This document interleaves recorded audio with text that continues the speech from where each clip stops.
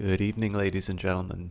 I've got a little bit of a later start. The weather's gotten nicer, and I had a little bit of a later start today for just about everything. So I don't know, I took a chance to get a little bit of a walk, a bite to eat, enjoyed some of the sun.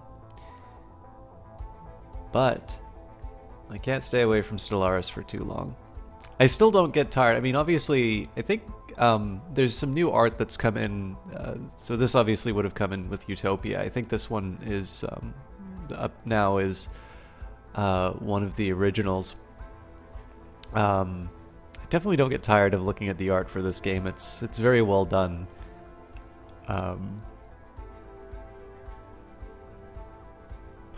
Still have this border problem, but that's life. We will move straight into the Zukukan Cabal, and what we're gonna do. So I can never really know how a given playthrough is gonna go out. So of course, I suspect this title might wind up totally failing to convey the ideas that I'm moving forward. But I thought every once in a while, I do try to teach the game, and I think one of the challenges that I run into is that the thing that people usually want the most help with, and it makes total sense that this is the case, would be the beginning. And usually somebody can take a look at this nice big purple blob and say, well, this isn't very helpful because I don't know how to get my empire to that point.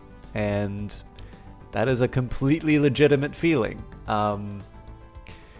But with that in mind, I think there are some principles that one can take, and that's going to be how I try and move forward with sort of subsequent playthroughs, just trying to, make something that's still relevant, because certainly as far as my coverage of Stellaris is concerned, it's got to be getting at least the high double digits. We might have even crossed over into triple digits. It has been, I think it's coming on to 2 years now that this game has been out. The fact of the matter is that the majority of my content really has been focused on the early game, just because, a new DLC comes out or something like that. And it's a good, obviously that's a good opportunity to begin again. You can always go back and, excuse me, you absolutely can go to old patches. Hey, Eyes of Sin, I believe you're the first one in tonight. Welcome, it is always a delight to see you. But yeah, you can, you can always, go back, and I actually would encourage you, just, especially if you're ever feeling a little salty about the DLC, which is easy to do with Paradox games. It's not a bad exercise to go back and take a look at what the game was like on release in version 1, and just realize that that's, that doesn't come out of thin air. That comes as a result of, of the work and development. And if the game wasn't successful on launch, we certainly wouldn't be seeing the great support that comes for it. So this doesn't mean that you have to like or even buy the DLC, but it's definitely one of these things which is a little bit easier, in my view at least, is a little bit easier to stomach in a context where you get to see the differences. And I mean, this is something that I think a few developers have talked about over time. I know The Darkest Dungeon sort of feels that there was a certain reaction or a certain perception on the part of the player base in terms of what the game was like before they did the the Corpse and Hound update. And there's definitely a very heavy weighting that's given to the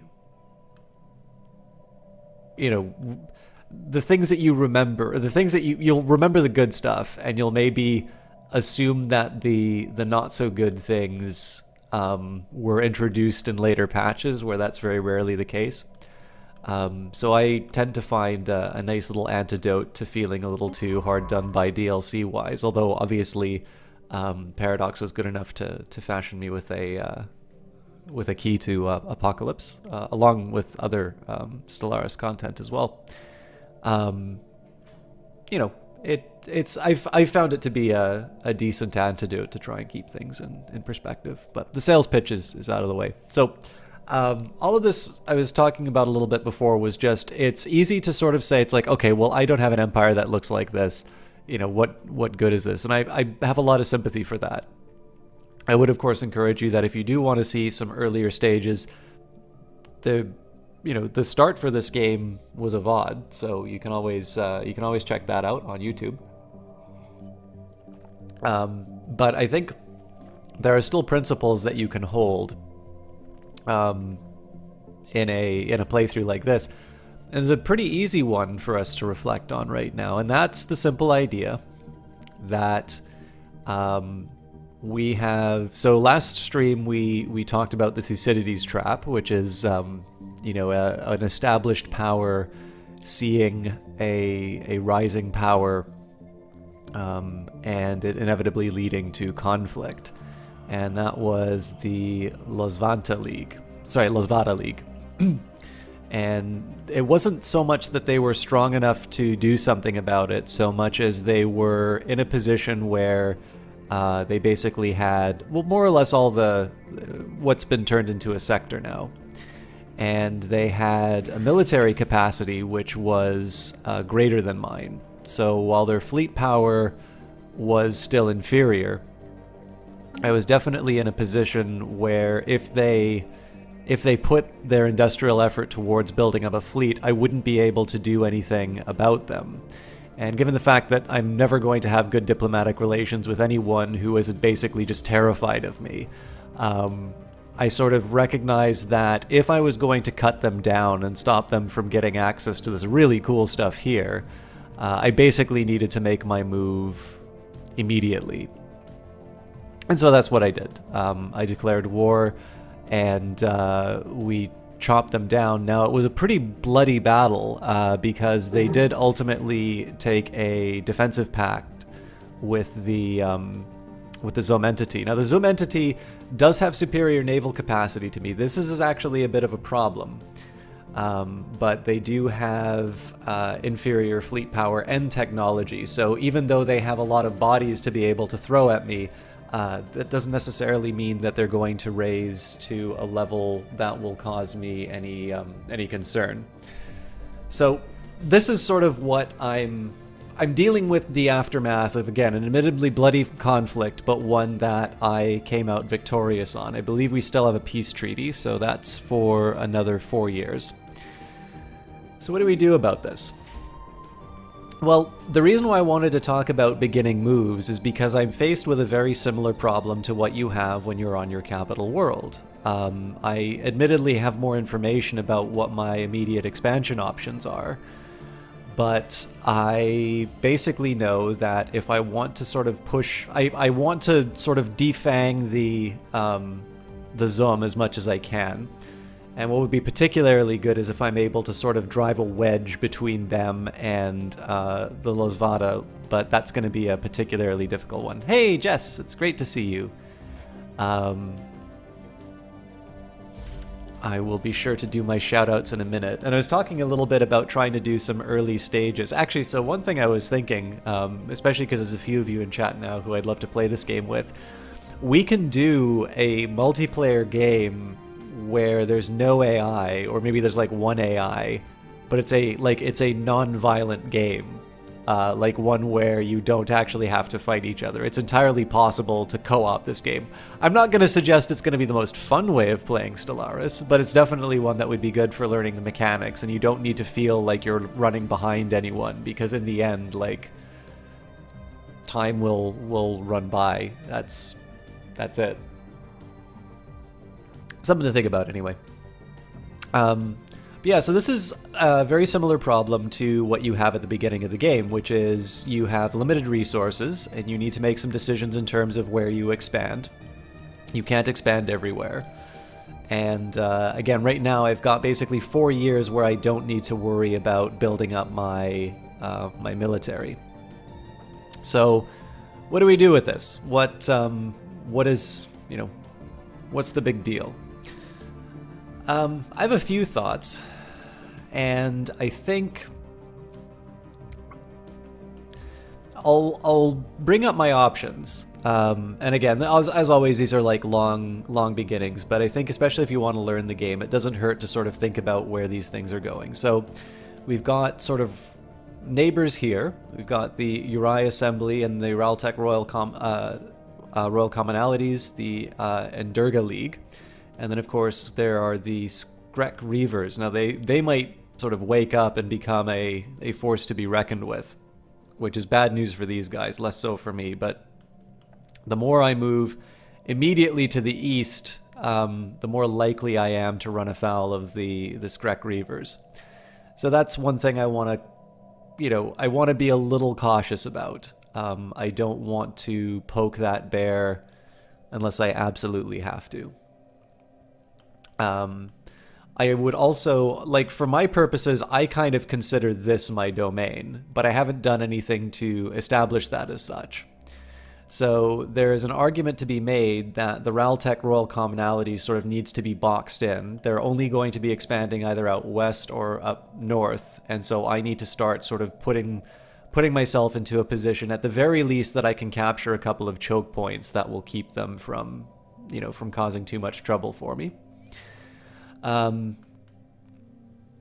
Next up, I can try taking areas like Beta Keali, and I'll talk a little bit about that later on, but I want to sort of talk about my immediate plans. So I think probably the most logical way I could describe this would be Eastern expansion, basically to go from these areas and sort of keep the Raltec from moving too far on. I don't really know what's down here. Of course, the drawback is I potentially get locked out of here. The Endurga, the Endurga League really only need a few points of expansion, and then I kind of don't get to follow along the ring. But on the other hand, if I go for an aggressive expansion down to the south, like let's say I maybe try and take this point here, just so I sort of have some access down below, okay, all well and good, but how do I defend that? I'm going to have to basically dedicate a fleet to that area just to defend it in case my neighbors cause some difficulty. So I'll say maybe like cut a line here, and that'll work out. So the obvious expansion possibilities are up here, just to sort of establish those borders. Now, there is the Dyson Sphere, or the ruined Dyson Sphere on Boldoon. And there's the Ring World on Fihir. Now, the fact of the matter is that I'm not going to be able to claim those, or I'm not going to be able to build those quickly. But there's a difference between building something and claiming something. So in the name of sort of grabbing that, I might want to go to something like Mayus, Barik, Eukalion, basically snake my way down. These guys are enigmatic observers, so even if they're obviously very strong compared to me, and if they happen to wake up, that's bad news for me. But this is one of the nicest empires that you can, like, as far as like fallen empires are concerned, this is one of the best ones that you can sort of wake up beside, because they're not actually going to cause you any trouble until they wake up. Then if they wake up, I'm authoritarian militarists who like to enslave people. They are not going to like that at all. So the fact of the matter is, though, like, they're not going to wake up until probably I'm able to build something like a Dyson Sphere. And like the Ring World is nice, but not like super important. But like at least being able to build a Dyson Sphere, that is no small thing, especially with my energy so low. So another thing to consider. And the nice thing about this is that the expenditure isn't quite as high to make the big snake. But of course, if you make just a snake, then you're going to bring up pirates. So we'll see. I've got some time before I can do my next expansion. One of the last things that I wanted to talk about would be my naval capacity, and that's specifically with regards to the Zoom entity, because the Zoom entity has been a long-standing enemy. They only have 3 planets, and yet their fleet capacity is superior to mine. So it's not just that they have more, it's that like they have enough to be another level above me.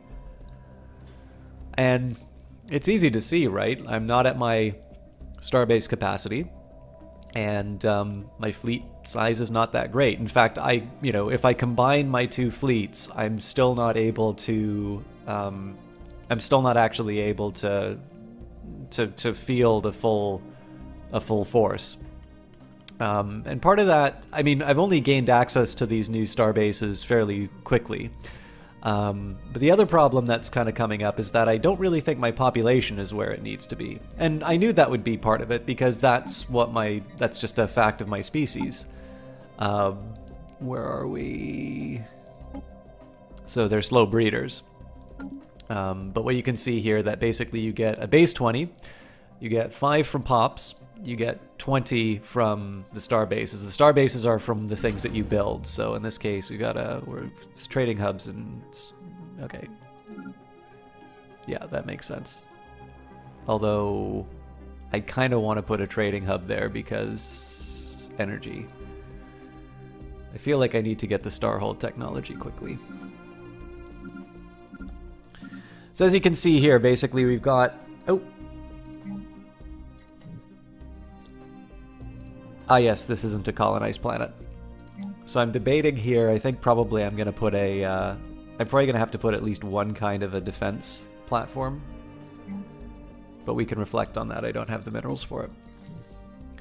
But yeah, basically what I've been doing is I've been building these bases on planets, which means that I'm taking up some of the slots with things like trading hubs, which is good. I mean, it helps my economy, but it's kept my fleets low. And so one of the things that I want to consider, especially on a 4-year time horizon for the next war in reality, I'm going to need to keep in mind that I want to colonize Heodim, which I already have a fleet on the way to. I probably want to take something like Beta Caeli.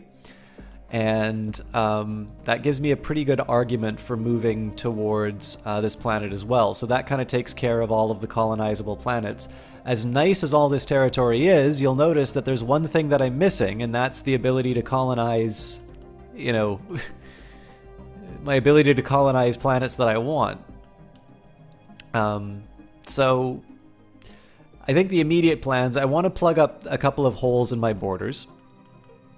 I might want to claim these for their resources, but the main focus will probably be gobble up the last planet that I have in the immediate area, and I'm going to worry about not just expanding to claim these, but basically expand out so that I can sort of have this on lockdown, so that basically I've got a couple of good choke points, and I can sort of expand northward at my leisure. So, with that in mind, and again, the logic behind this is fairly clear, which is that my naval capacity is the biggest problem that I have right now. It's all well and good to have the ability to produce minerals that will build my fleets and such, but I actually need to be able to have a population that can man those fleets. So that's what we'll be working on next. It's also important to remember that I do have the ability to build androids. Or not androids, robots. And so that's another thing that I want to keep an eye on, is that some of my restrictions are a function of the fact that I've not been as good at population management as I can be. Although of course it is nice to have slaves because I generally get bonuses towards slave production. So I think I left most of my colonies the way that I wanted them to be. Again, I don't really have a lot of I don't have a lot of money anyway. So we're gonna unpause and we'll move forward on our adventure. I think what I'm going to do in the interim, this won't necessarily be the best for my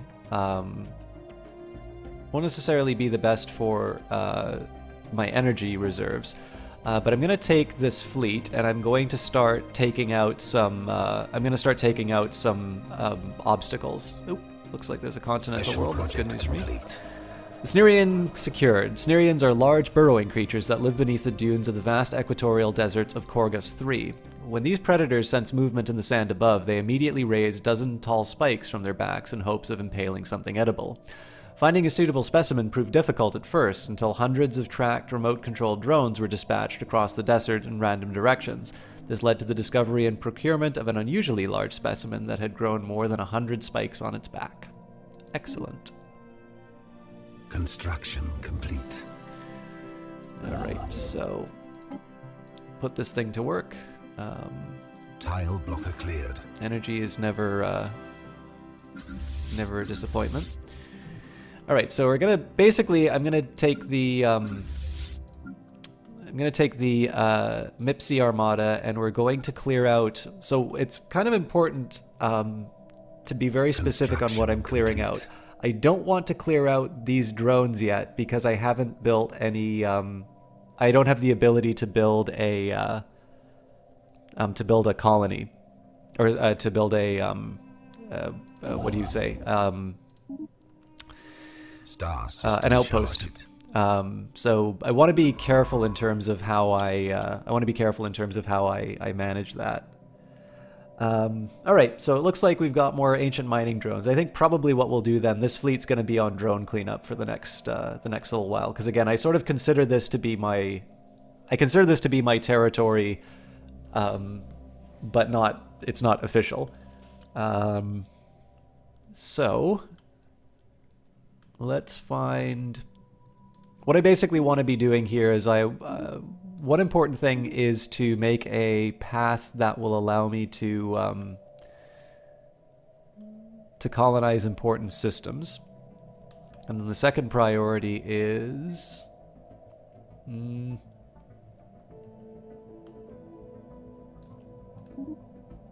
think I am gonna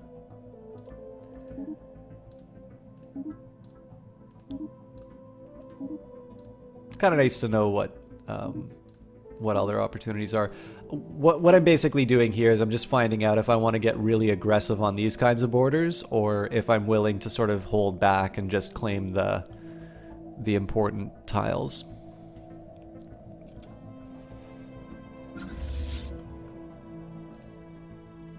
So we'll specifically take these guys out. In fact, I might as well just do a proper cleanup, so this won't be the most efficient path. Special project complete. We've completed the modification of the robot species. Okay. Star system charted. These things shouldn't be too much trouble, but I do want to be careful that I don't, I don't unnecessarily lose ships to this combat. It looks like I have an idle science ship. Okay. So I've been carrying a pretty deliberate path with this ship. Mostly I wanted to sort of look at the areas that I kind of consider mine, or at least the best candidate for being mine. What I'm going to basically be doing now is I'm going to be exploring these areas that are at the border, and that's hopefully going to tell me a little bit about what their expansion plans are. You can never know for sure, obviously.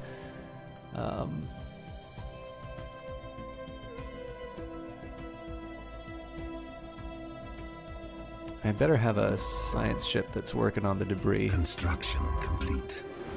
Alright. And we are all sorted out here, so I think this is just going to be on construction duty for the next little while.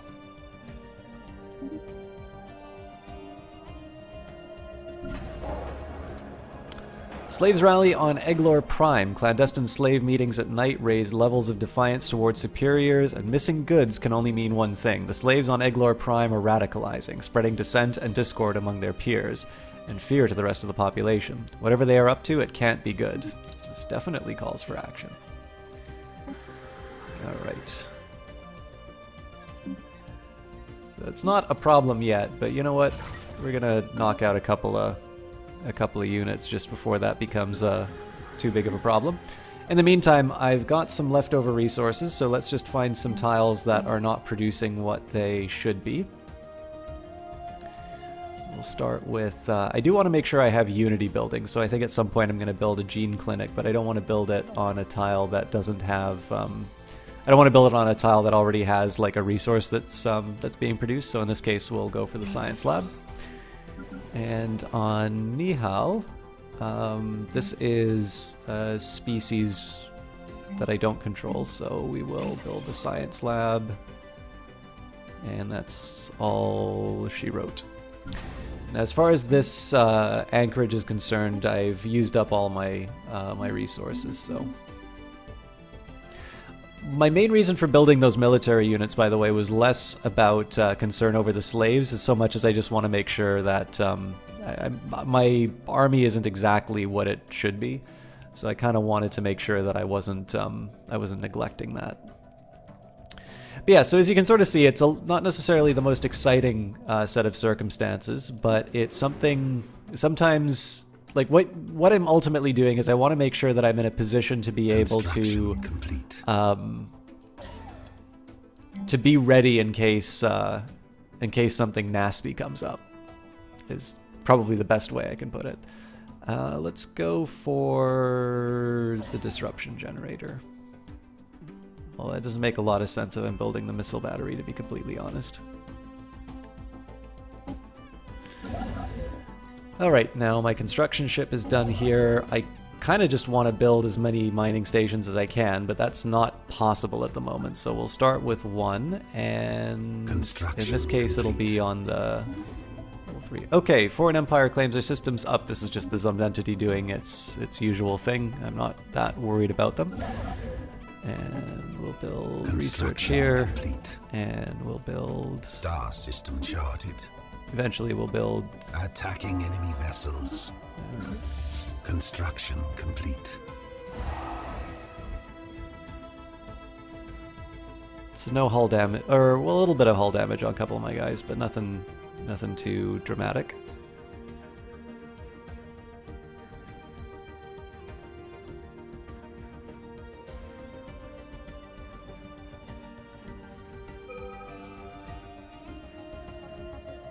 If I can, I'd like to work on that debris, but I may not quite be in a state to... Okay, you know what?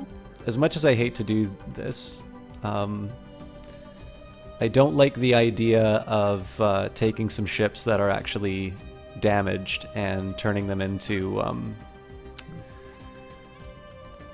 it's a little too easy for some of the one of those destroyers to get wiped out, so... Construction complete. Technology secured.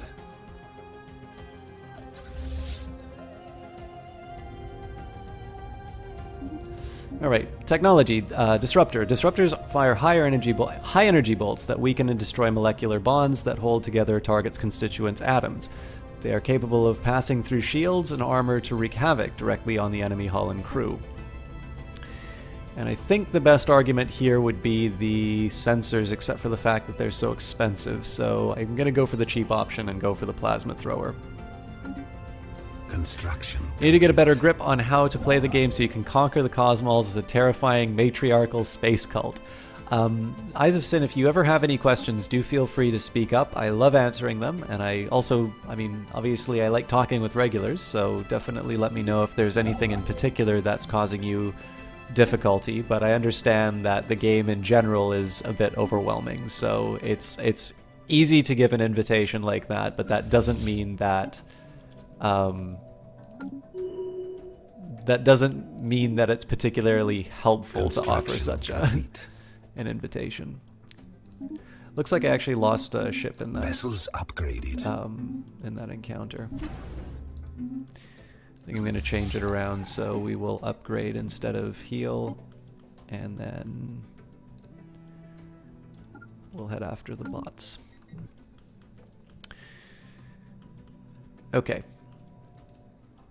So while Heodim is being colonized, I know that I'm going to want to upgrade the spaceport, so that means that I'm going to have 2 free spaceports. Through hard work and experience, Governor Kali Cluck has developed new skills. So I think there's an argument to upgrading the port at Emulgaron. Oop. Zuko-Khan's She of the Void has communicated with us her desire to use your systems as ceremonial sites from which to celebrate her everlasting dominion over space. As her humble servants, we have no choice but to comply. A battle fleet of our finest warriors drawn from all our warring factions is currently on its way to you to gather tribute and servants. To stave off the inevitable and sate her hunger, you may offer tribute now. If it is sufficient, the fleet will be recalled. So I can say nothing, but in this case I will give up 1,000 food. That's not great for me because I do need that to grow, but it's much better than losing populations to the raiders. So you were wise not to anger She of the Void. Her retribution would have been terrible. So we'll be growing a little bit slower, which is not great for my goal of expanding out my fleets, but you can't choose when people will be demanding tribute from you. Construction complete. So let's do our upgrade here. So this is going to get at least one defensive installation, but we'll be able to build an anchorage as well.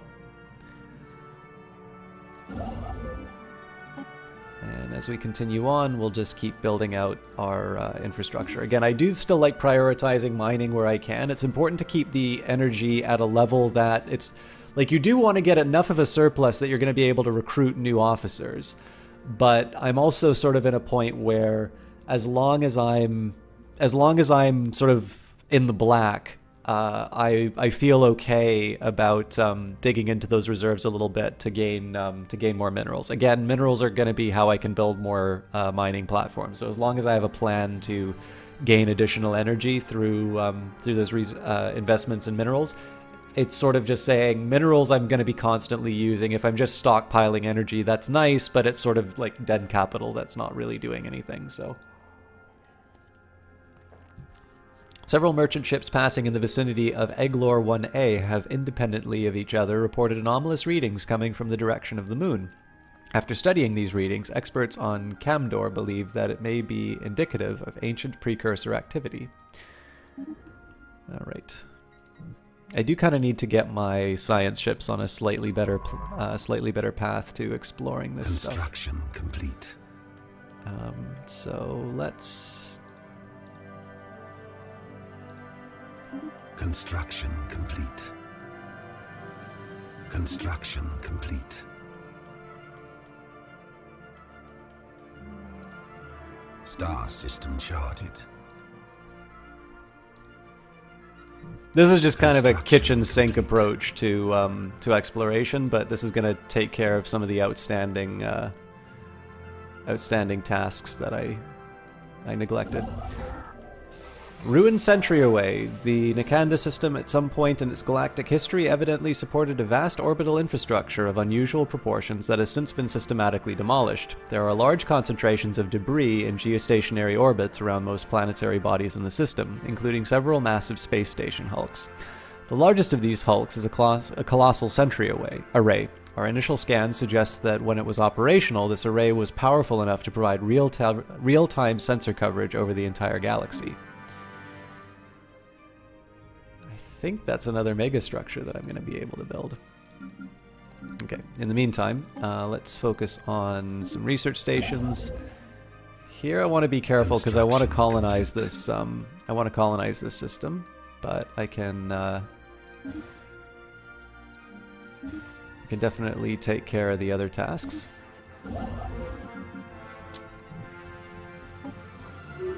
Still not enough for all the mining stations, so.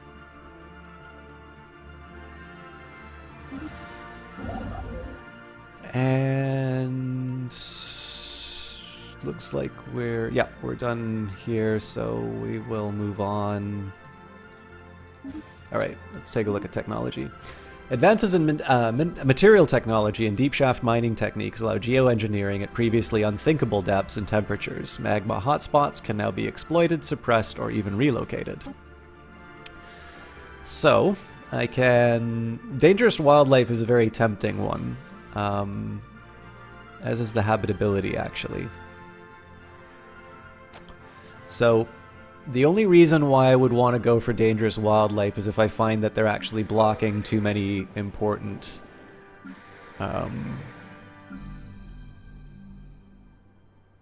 spots. So none on my existing planets. And on future planets that I'll colonize, well, the food tiles aren't nothing. I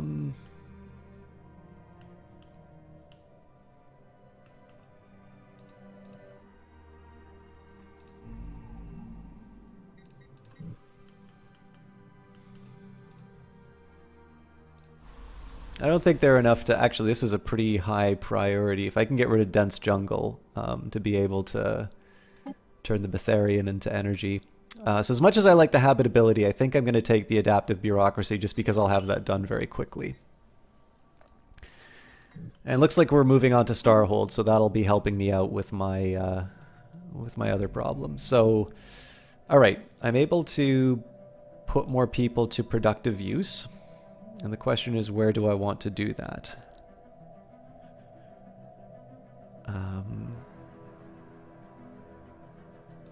Let's start with that area. Now, the drawback here, of course, is that volcanoes are very expensive to get rid of. So I can't go crazy and like get rid of every single one of them. But if I can get rid of them at sort of a rate that allows me to be basically, I want to maintain it at a pace where I'm able to I'm able to upgraded. I'm able to sort of not stop growing, but I don't want to go too crazy about it. Complete. Okay. So we've got a robot. Oh, a bunch of robots done. All right, so we'll upgrade this to an engineering facility. We'll build a mine. Sphere of influence expanded. Oh, Special project complete. looks like our colonization efforts are done. So I'm going to need to come up with some things to do with Heodem. Glanthans are large, flat herbivores that have evolved internal gas pockets, enabling them to hover a few centimeters above the ground. They move about in herds consisting of a few dozen animals, grazing on the moss and lichen that can be found in the windswept plains of Betelgeuse 2. They are ruthlessly hunted by the planet's apex predators, and our biologists on the ISS Ba Sing estimate that only a few hundred Gunthala herds remain. One of these, consisting of 9 animals, has been successfully collected and will be brought home to Camdor. Alright. So it looks like we're building our next pop. I think I'm actually going to go for farming.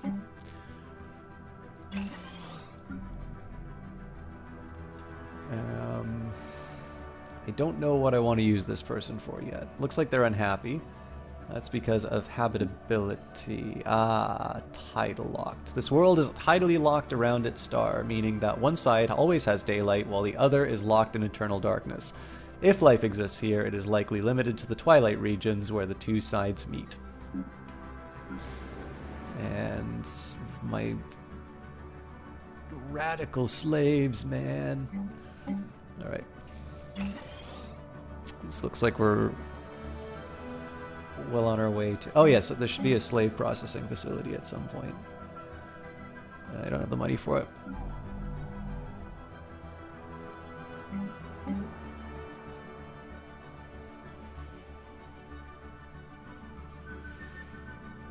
Okay, so now on Heodem, I'm going to need to come up with a plan in terms of how I allocate... So I think Heodem should be the new capital. As nice as it is to sort of have all of these things clustered together. Oh, actually, I guess Eglor was going to be my other... capital.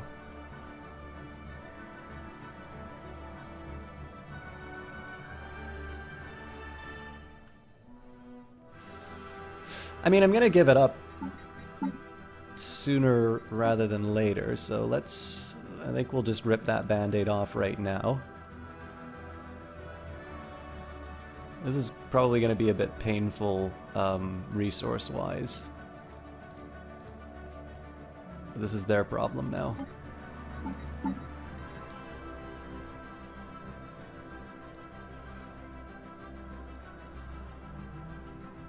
They're losing money. I have a feeling... Okay, well he's eager, so I'll...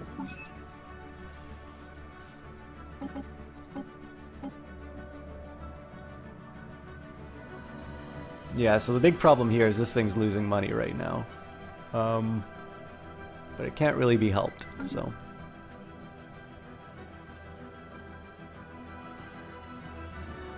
Now, in reality, like, I'm just kind of kicking the can down the road. Like, I'm also going to get Beta Kaylee. That's going to become a new colony as well. And so, at some point, I'm going to need to try and build some kind of a sector that manages these other systems.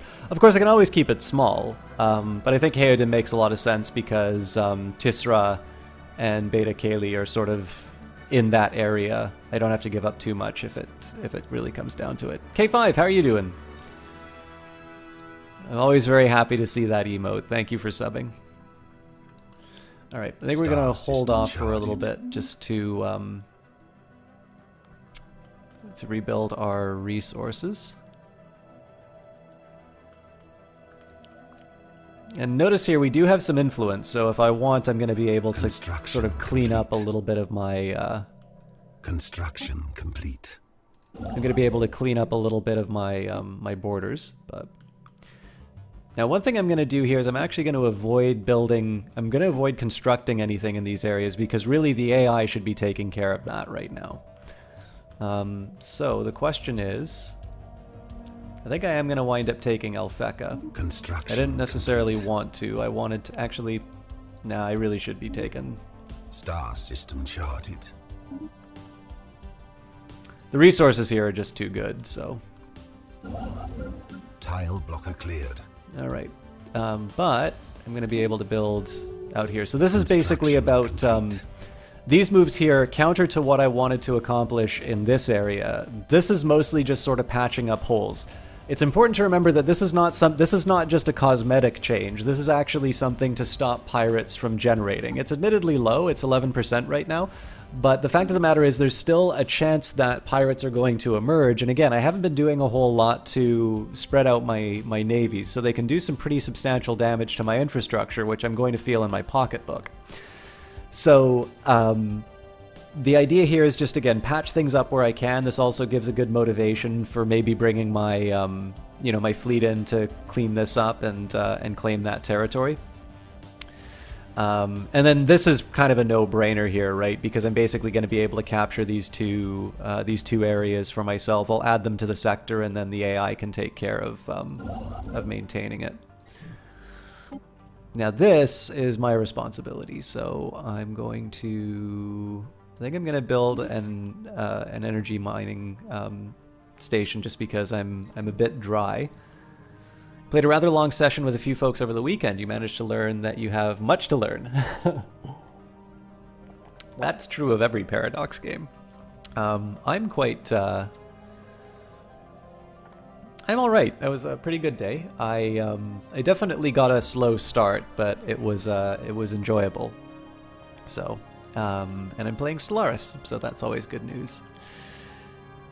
Oh, you know me, 'cause I'm very old-fashioned. Right. Is there anything I want to do with Heodim right now? Not really. I could build a robot to amp up production, but that's going to cost me energy and mineral resources that I feel can be used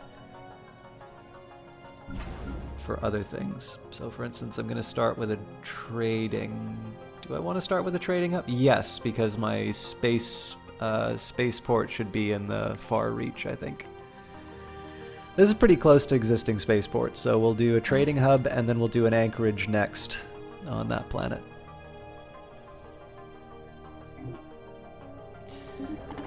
Alright, so as we were talking about, for some of these people who close our borders, I look at the possibility about whether or not I can get along with them in the future. And at that point, if I can, I will decline to...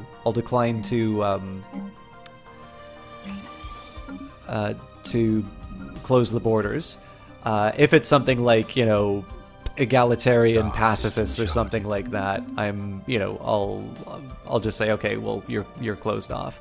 But basically, this idea here is, absolutely, you can colonize. The idea here is to to avoid provoking where I can, and if it comes down to it, to be able to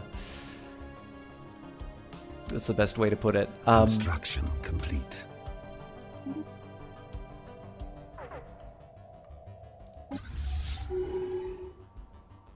This should be fun. Attacking enemy vessels.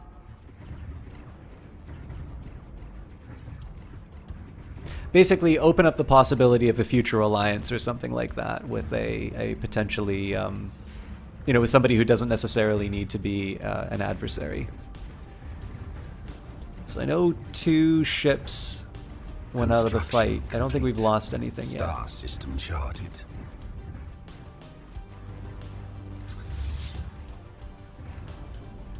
Star system charted. Good news. So the Zome entity's still getting aggressive in terms of its moves, but I'm not worried about that. We'll build an anchorage just so we can get that number up. I can also do an off-world trading company to help with the energy. A bunch of surveying done. I don't feel like I'm quite at a point where I can afford to clear out these blockers yet. Actually, I literally can't afford it because it's 400, but... And in the meantime, yeah, Fuldora still needs a little of attention, so we will... I have enough to do both, so we'll queue that up. And what else? I mean, I can take the IP Armada and send it out to do a bit of dirty work. I don't like this option because it sort of leaves this area undefended. So even though it is the better navy, I think I'll simmer down in that sense. However, I will start upgrading the base. Oh, I'm a little shy of what I need there. I will upgrade the starport when I can. All right. Technology secured. Similar idea here, where our patience sort of paid off in that sense. It'll be nice to have. So this is a devouring swarm, which can potentially become a problem, because if they successfully gobble these guys up, then they're going to be pretty formidable.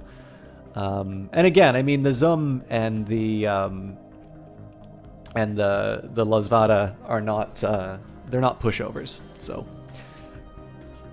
The progress we made calls for a new, nimbler form of administration that may aid rather than hinder our pursuits. So we've got a bonus to our leader pool. Dense jungle is pretty important because that's going to be a big boost to our energy. It's inexpensive. As much as I would love to have the reduction to claim influence and war exhaustion, it's pretty important for me to be able to gain access to that tile. So that's going to turn into 10 energy.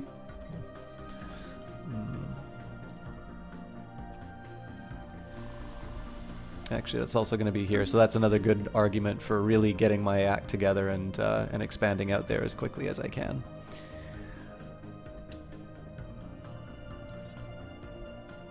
Receiving communications. The galaxy presents enough threats without having to worry about a war between the Zukukan Cabal and the Yapthi High Kingdom. We suggest entering into a non-aggression pact to mutually secure peace. Well, I think I will agree to this because it's possible I may be able to vassalize them at some point in the future.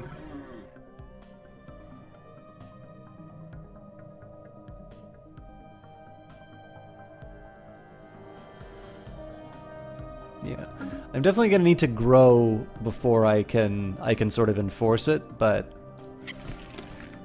I do think a time will come when I can... Oh, this is good news, so we're now equivalent for naval capacity. I don't think anything changed on my side, though, so they must have suffered some kind of a reduction.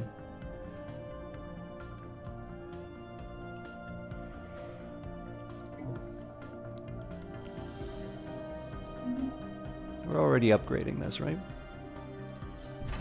Yes. Star system charted. Okay, so we'll start with an anchorage here, and then we'll go for our missile battery. It'd be nice to do the upgrade, but that's obviously a low priority. That's really there just to protect the gate once I open it. I might put some better protections there when the time comes, but we'll take that as it goes. Construction. All right, looks like I lost a scientist. Ratch Trop has died at the age of 87. So I used to have a pretty nice little pipeline of being able to bring in new talent, but we're a bit short at the moment. I think we'll take the guy from the Luki. How are we? Oh, this is pretty much going to drain my treasury, but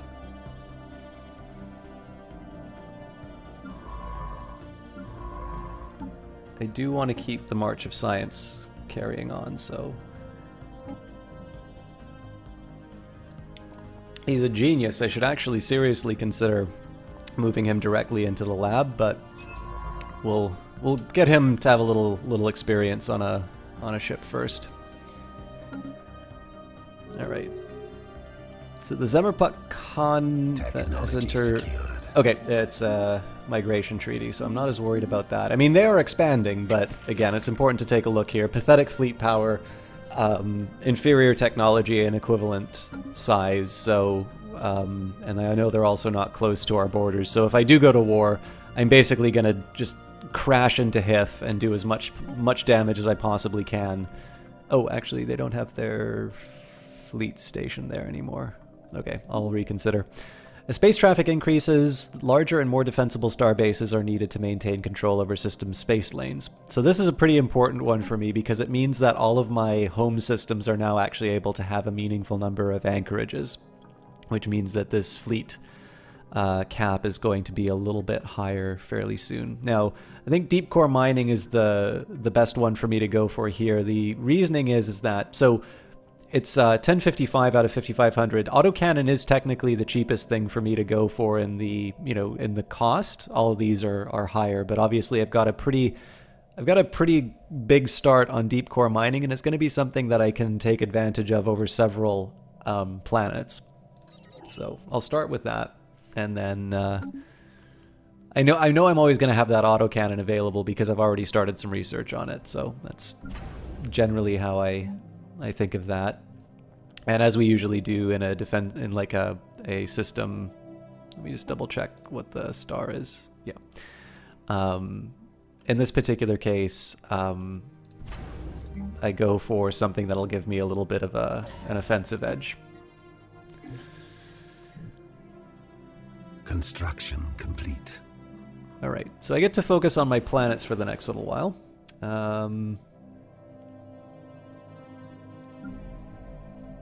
Again, I don't want to be too crazy in terms of the energy expenditures, but there's going to be some pretty quick fixes to that, I think.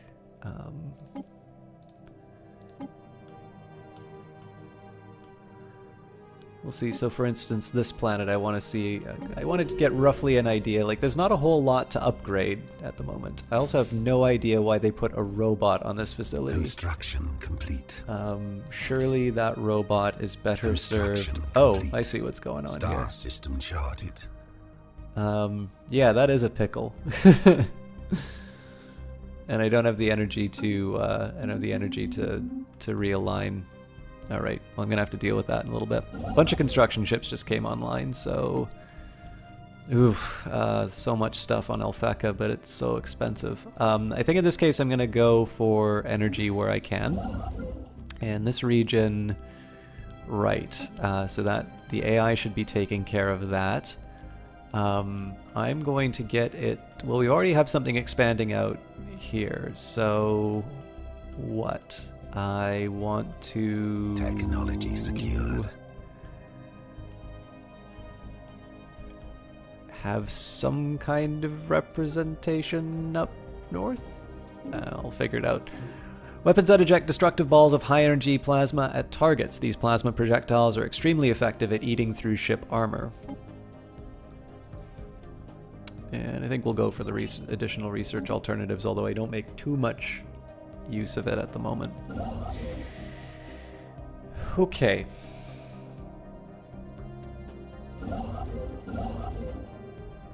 So the dilemma I have right now is I want to be doing some expansion out to a point where I get to claim these zones. But I only have 115 influence, which means I'm not able to take all that much. I can also declare war on these guys.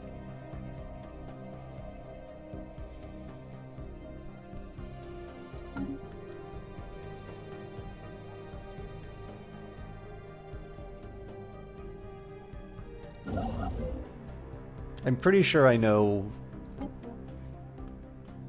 what I want to do.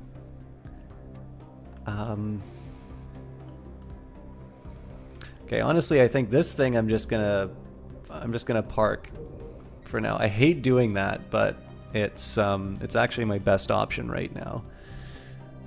I do want to go to war with these guys pretty soon. So what's going on here? These guys are healing up. Yeah, so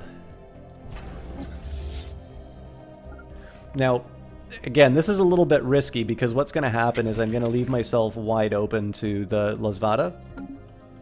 But the Lasvada don't have that much of a fleet for me to panic about. So the idea is that I'm going to go in, I'm going to clobber the Zum as much as I can. And then once I've sort of taken out their main forces, actually I should realign that. Once I've taken out their main forces, I'm going to refocus my bombing to do those raiding assaults on the Lasvada. And basically, it's going to be an excuse for me to get some extra slaves to work with. So basically, the idea here is that by declaring war on the Zum, I'm going to give myself sort of raiding access to this other group. In the meantime, I should also take a look at... So I've got 7, 10...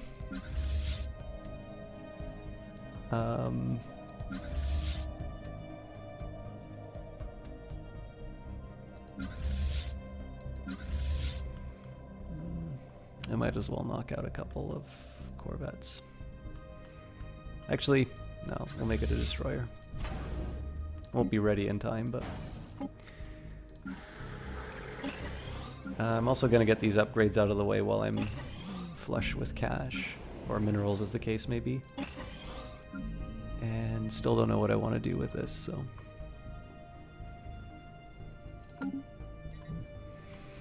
So eventually, well... I don't have enough money for the governor. I was going to turn Heodim into a sector and actually just include Beta Kaylee already. I don't quite want to do that yet. Jesse Quill, thank you very much for the host. I guess it's time. I should probably be doing a few shout-outs at the moment. So we've got, first of all, the lovely Miss Jessie Quill. Technically not the first in. But Jess is a very dear friend of mine. She is a very talented caster in her own right. I don't know when you're casting next, Jess, but you can, if you know that, feel free to let us know in the cast and what you'll be streaming, when you'll be streaming it, why we should watch it, what causes you're streaming for, all that good stuff. I always like to shout out Jess as a story-based streamer, although that's not strictly true. She'll play a little bit of everything. She actually has really wonderful, one of my favorite clips of her is actually one where she's talking about how much construction complete. She's talking about how much she is frightened by zombies, and how that was sort of a thing from when she was growing up. And she gets scared by a zombie. And what's funny about it is that she starts apologizing, and in the context, it seems like she's actually you know what? I'm sorry, Jess. I'm actually going to I'm going to show it on cast. I'll have other nice things to say about Jessie Quill, but it's better if I show you this experience.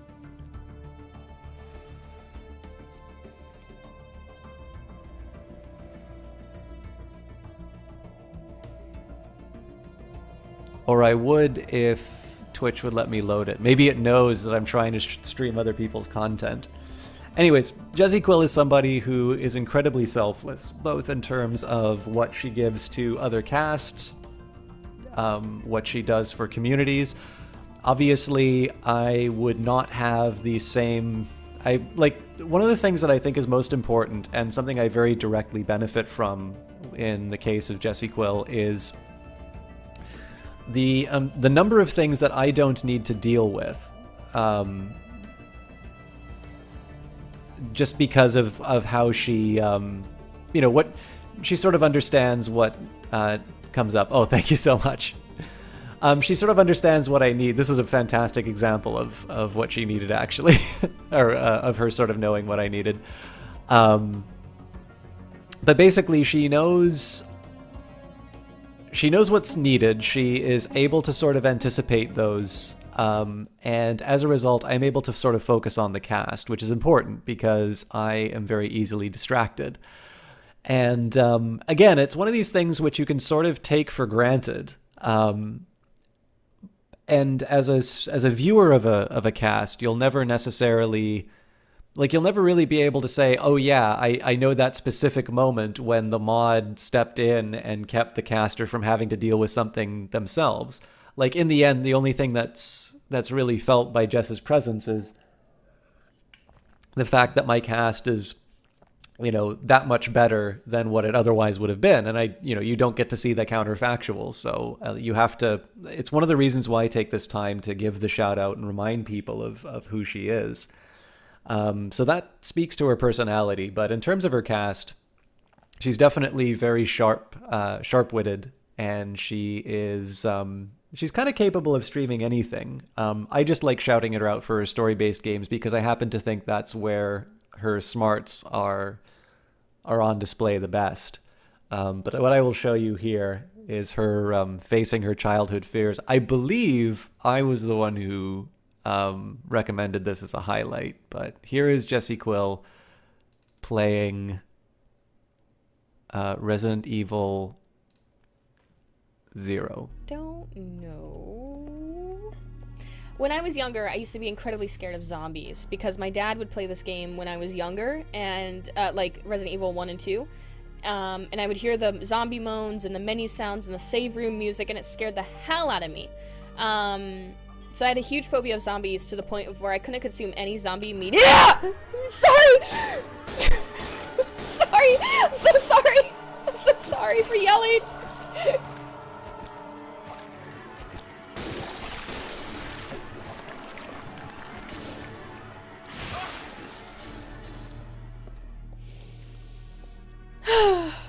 I'm so sorry. I'm so sorry. Like I said, I'm really scared of zombies. I'm really scared. So, I mean, the thing that I love about that is, even to this day, I know she is apologizing for yelling into the microphone, but I just think it's really funny because it seems like she's apologizing to the zombie while she shoots it. But yes, Jess has a great love of Resident Evil, and I think at some point we were supposed to co-op Dying Light. I know at some point we're gonna have to co-op Resident Evil because she gave me a copy of it, and I'd like to imagine that maybe one day we'll do a co-op of Stellaris as well, because it's one that you don't actually have to play in a combative sense. But Jess really does do everything.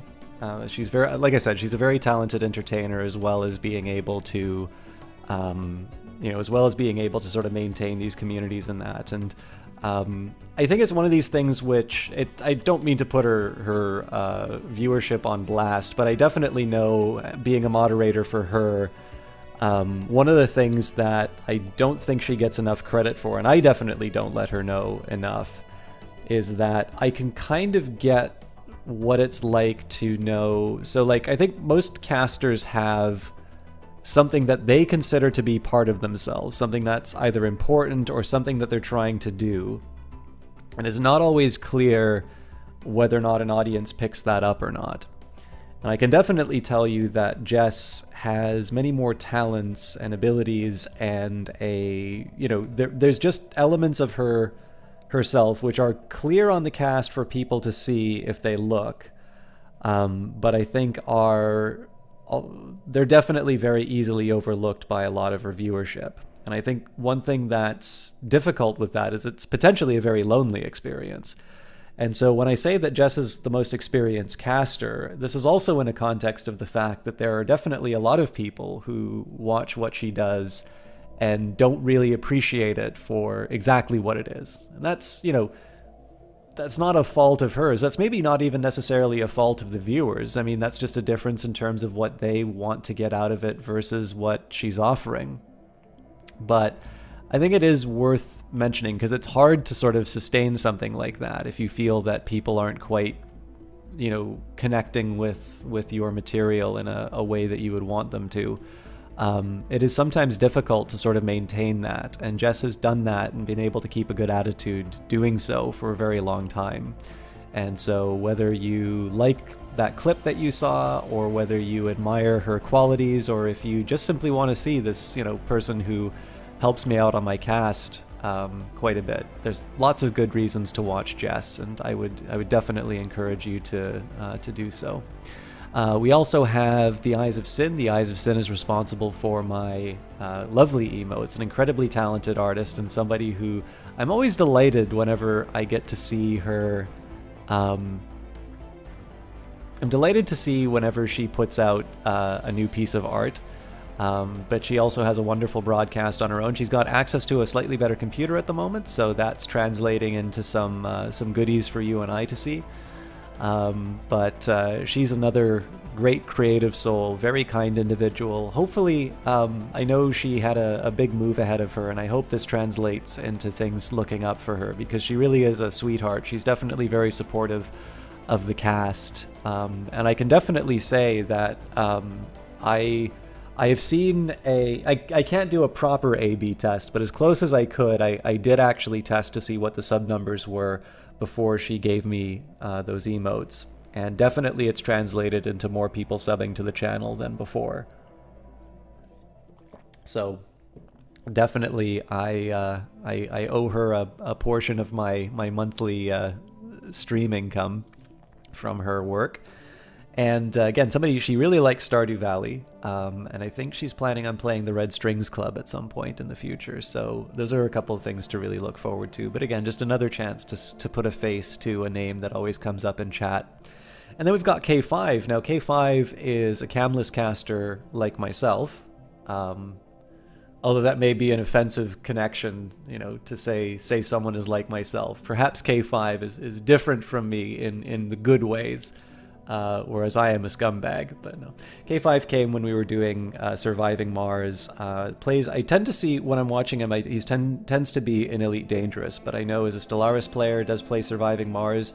I think you'd done Planet Coaster at some point, or maybe it was Roller Coaster Tycoon. But one of the things that's really notable about K5 is his community, because a lot of the people from K5's channel actually came in here and were just an absolute delight to have in the broadcast as well. So just one of these people who, again, it's nice when I get some of these keys from developers, just simply because if I'm playing a more contemporary game, that does mean that new faces come into the cast, and K5 is one that I've certainly been very happy that I've been able to meet and get to know.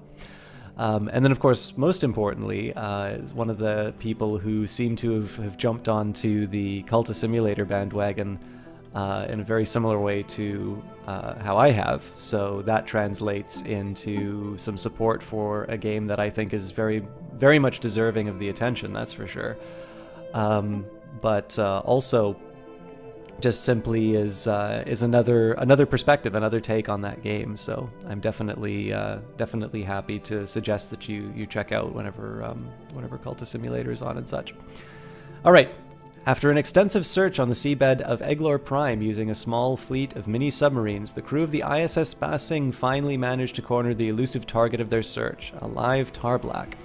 The shimmering creature, which defends itself by emitting faint psionic signals that produce a sense of dread in most organics, was brought aboard the science ship in a special water tank simulating its natural environment. The crew members on the ISS Ba Sing that came into direct contact with the Tarblek will require extensive therapy, but the mission has been a success. Alright, let's take a look at what we've got here. So this is the thriving green sector. I'm a little annoyed that I'm still running into energy problems here, so I'm going to adjust their settings a little bit.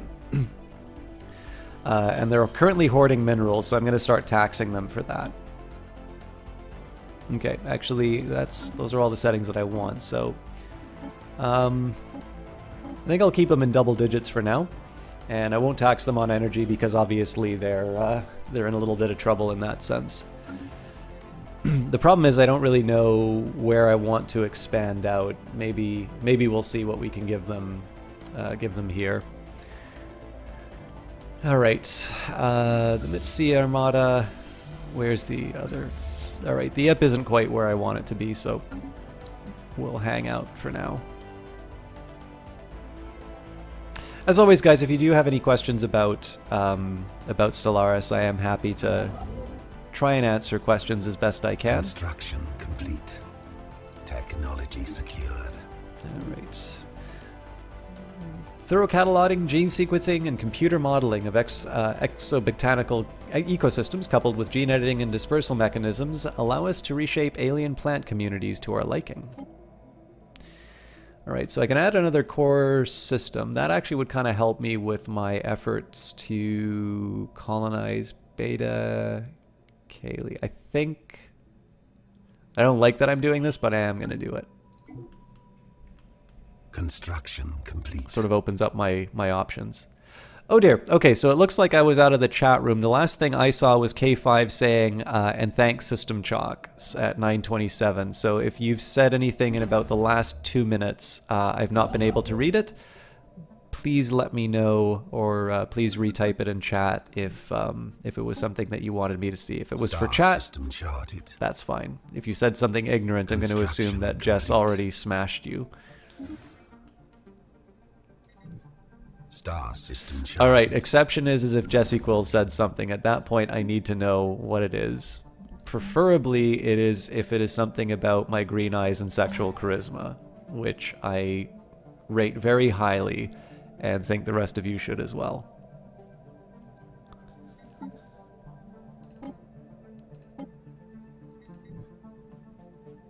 All right, looks like I'm not going to be getting that that debris. That's a bit of a shame, but my fault for not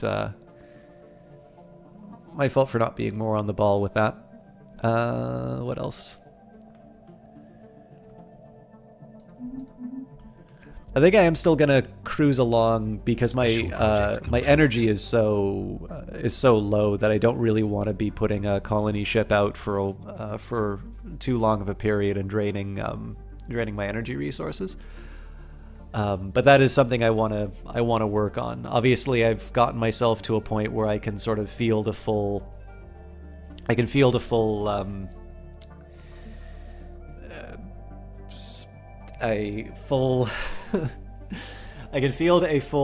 fleet, and I'm going to be able to upgrade my my star bases so that they'll have more access to more ships.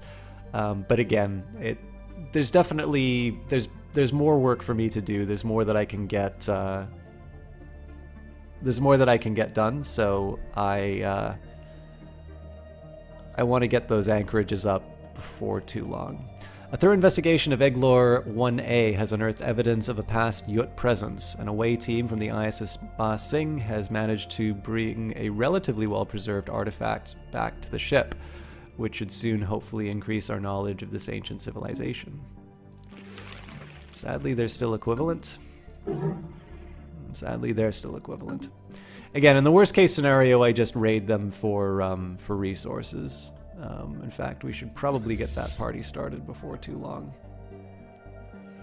It's very important that this number remain positive. That's one of the other reasons why I'm not colonizing, because I don't want my fleets being out on an adventure to cause too much of a drag on my economy. Obviously, building in this system is sort of the opposite of what I need right now, especially because the anchorage is also going to take a drain on my resources. Thank you kindly. Actually, that's a Star system charted. fairly important question, I think. Construction complete. Okay, I'm courting disaster here. Let's make sure that Elfek is the next thing to get some energy. Yeah, so the priority really should be starting to colonize these systems that have Betharium. Oh, also start colonizing in general. Obviously, you know, it's like, oh, I'll take the Dyson Sphere and that answers all of my energy problems. Sadly, no. I do actually need to... I do actually need to have the technology to build the Dyson Sphere.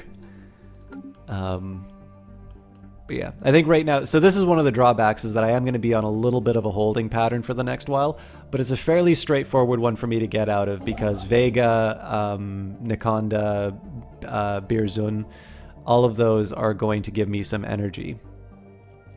I'm not as worried about expanding on Egglore because obviously that's going to go straight into the AI's coffers. Actually, in the case of Vega, I'm going to give that to this system here. Complete. So that'll hopefully get them over their energy problems. Now, whether or not I give them the system with the Dyson Sphere is another question, but...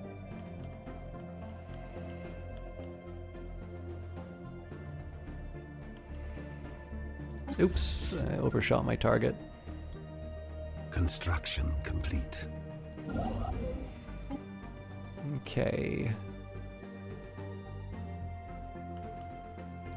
Again, I'm being a little cautious on what I upgrade just because I don't want to fall into the red. 220 will get me by, but it's not the sort of thing I want to it's not the sort of thing I really want to be playing around with too much, so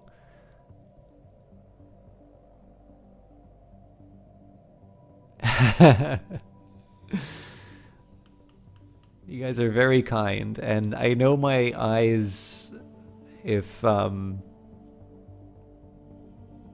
know, they're not easy to classify, so I will defer to your expertise, chat. Oop, I've got a idle science ship, so let's see what's going on here. So, Arid World, not... I mean, like, realistically, I can't get upset that I'm not going to get planets like this. You know, sure, would it be nice? Of course. But, like, there's no point in me, like, racing to try and get this one planet. It's a size 23. Like, it's a good planet. Under any other circumstances, I would want it. But it's just not worth putting that kind of effort in. So, let's see. Here I'm just kind of plotting out whatever course I can. Probably wasn't the smartest one, to be completely honest, because I'm going to wind up in a block here, but yeah, I don't know. It'll start filling in some details that I've wanted to know about, which is good. And oop. I like I had no idea you could get Red Lobster, guys. We've evaluated Warlord Lonnie Rokoki as a candidate for joining the Vun Okon host. Sadly, we must inform you that membership requires a rudimentary brain. Rude. Alright. Still equivalent. That's probably not going to change in the time that I need it to. So we will combine the fleets. We'll declare a raid, basically. Complete. And we'll have some fun. Alright. I think I've already got... Yeah, this is already on its way to working on Lambda Serpentis, so... against my better judgment, I am actually going to wring out every last ounce of science I can out of this system.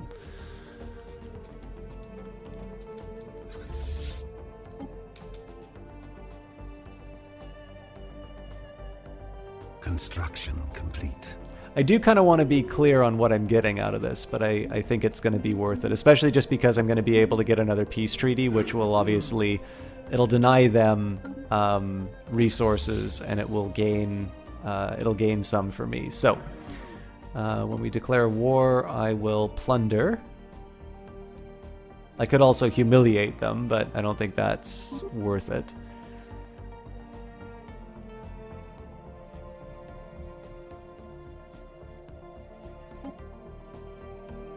Okay, it doesn't even seem to say like what I really gain from the plunder, but that's totally fine.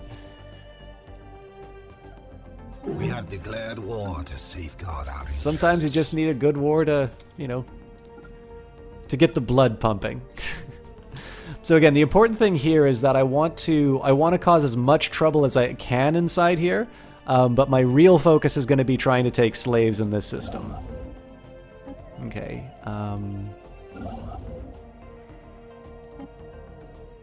So we'll immediately start on energy resources. Alright, Zementity is raided, reducing their mineral and energy production for 10 years, and I gain 1,000 energy and minerals. I need to do this much more often. From what you can tell, there are a lot of folks with gorgeous eyes, and there's like Jessie Quill and Eyes of Sin. Eyes of Sin does have very nice eyes, but whether it's modesty or a failure to appreciate, I think especially if you look at that photo that I sent you, Jess, I think you have a very fair claim to attacking enemy assets. To some looks, particularly in the eye department. All right, it's been a while since we've admired a nice space battle, so we won't go to slow motion on this one, but we'll see my nice purple fleets pwn some noobs.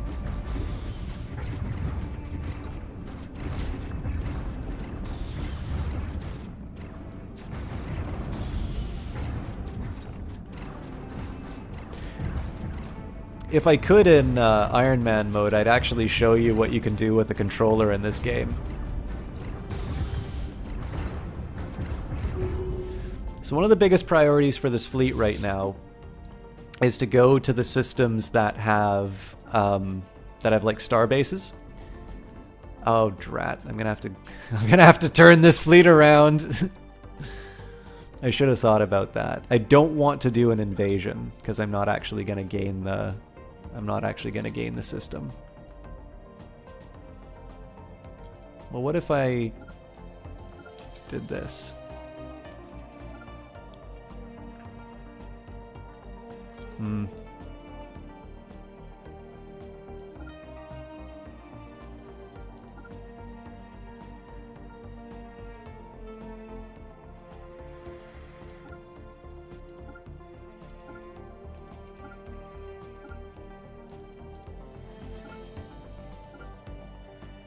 Okay. Basically, I want to knock out their 3 homeworlds because that's where the Starfleets will emerge from.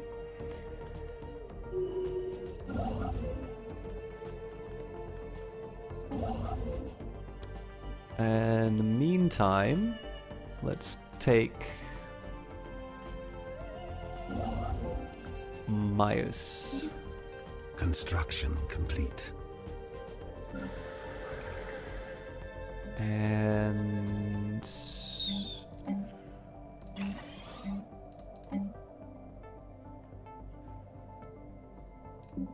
what's the mineral output look like? Enemy presence exposed. Star system charted.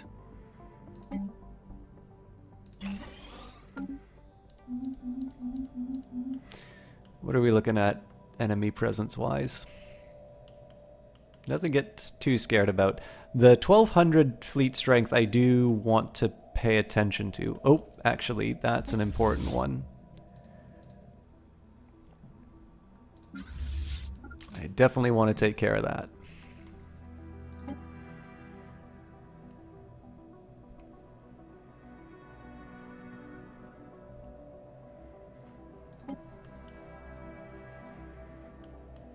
So again, I should talk a little bit about my priorities. So priority number 1 is to take out bases for this species. Priority number 2 is to take out... Or sorry, actually priority number 1 is to take out fleets. Priority number 2 is to take out outposts. Priority number 3 is to raid these guys. Spaceport under attack. Okay, we've gained our research alternatives. Wormhole travel's a pretty big one. In fact, so big... I am going to skip the cold fusion reactor as much as I would want it. That's definitely gonna open up some possibilities for me in terms of future conquest. I can afford to build the research stations on Alphecca, so I will.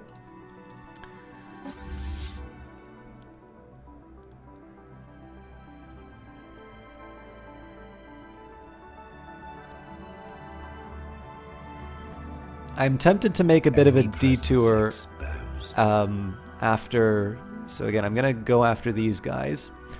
And I think after I'm going to smack this fleet just to sort of remind it of its place.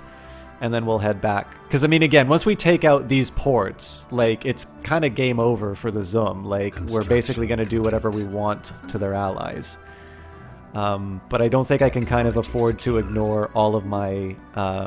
my areas being taken. So these massive drills are needed to access the rich mineral deposits that can often be found close to a planet's core. So that was our deep core mining. Actually, I'm going to reevaluate that strategy, but for the meantime, we'll go for the autocannon. Okay, so we're on our way to a very exciting encounter. I'll be sure to make it appropriately dramatic when the moment comes up. Star system charted. Through hard work and experience, scientist Pimmy Schnapp has developed new skills. Alright. Oh, this is the Sentry Array. This was the Dyson Sphere. Okay, so I actually want to move up through here. My bad. That's fine. I mean, that was still not a bad...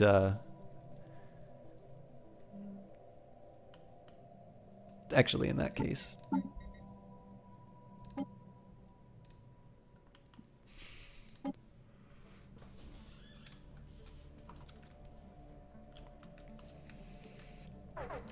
This is gonna suck. They're gonna start invading the planet, so I kind of need to work on that. Oh, here we go.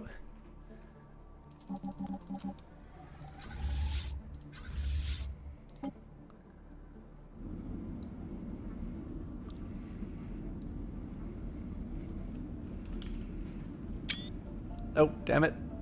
Wrong button.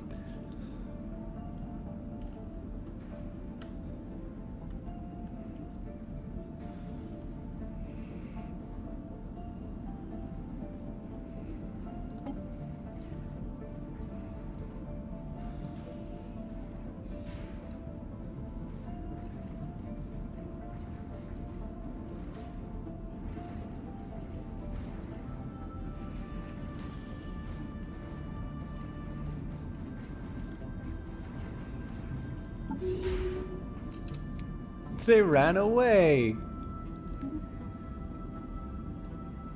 Alright, local administrative developments allow for closer supervision of colonial affairs without excessively burdening central decision-making. I can get rid of some noxious swamps. Well, that's the cheapest. Or I can boost my habitability. Well, you know what? I'm not using the habitability right now, so we'll work with that. Uh-oh.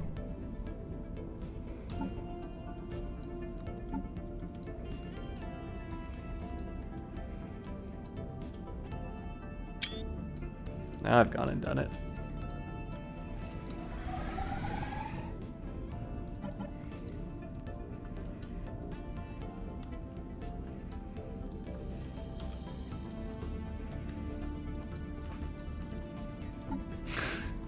I've locked the perspective in a way that I didn't intend to. All right.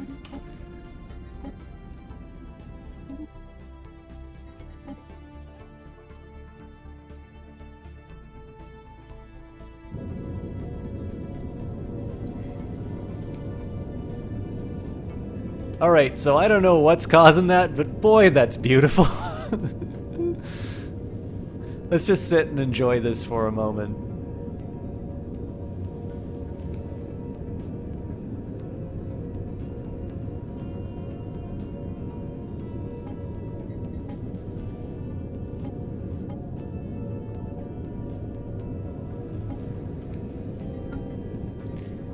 Okay, to the desktop it is. Sorry guys, just give me one quick minute.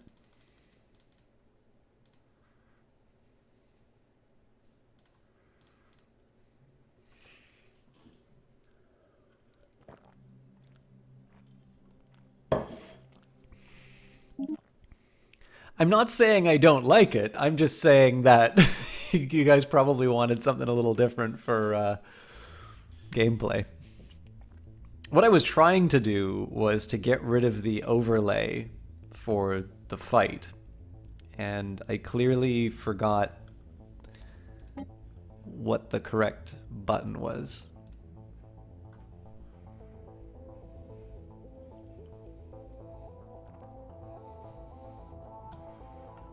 Okay, so obviously they ran away like a bunch of cowards. As reluctant as I am to do this, I really can't afford to have them invading my planets. So we'll liberate our brethren. Actually, while I'm at it, I'll take a bounty. And then I'll concern myself with going back to the dome. So I'm sort of cheating a little bit in terms of what I said I would be doing with my fleet, but I think it's exposed. I think it's worth it. The ISS Ba Sing was unable to locate the source of the faint transmission coming from the interior of Ilfor 7. Science officer Ati IOG reports that the transmission has since ceased completely. So that was a failed event for one of my science ships. Unfortunate. Star system charted. So I think what was causing I think what this might have been was we just got in really, really, really close. Oh, maybe we can recreate that effect. No, don't whip out on me now, Stellaris. You went in a lot closer last time. Anyways, so I think this is what we were looking at. Which would mean that Isefson is not just being poetic, but she's actually being factually correct. And I'm running that energy deficit that I said I didn't want to do.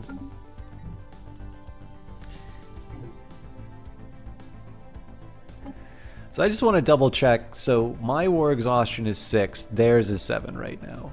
I'm still going to need to occupy a bunch of things to get trade treaty with the Glost Verni autocracy. Okay, that's fine. They will either come back or they won't, but that was for a fixed amount of energy, so I'm okay. I'm okay with that expiring. I think I'm going to change my plans.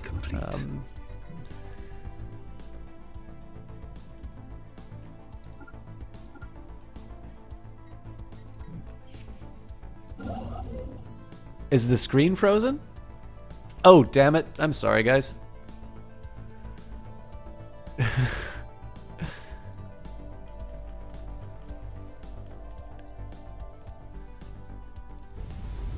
This is what I was describing. This. Enemy presence exposed.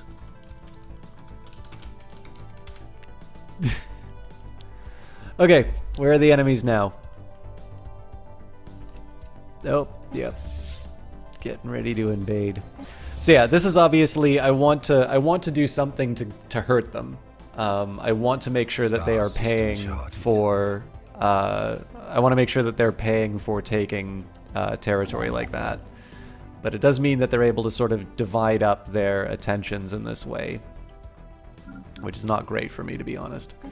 Okay, so the guys at Alfeka, let's get them at Aldib. This is working at Myus, and I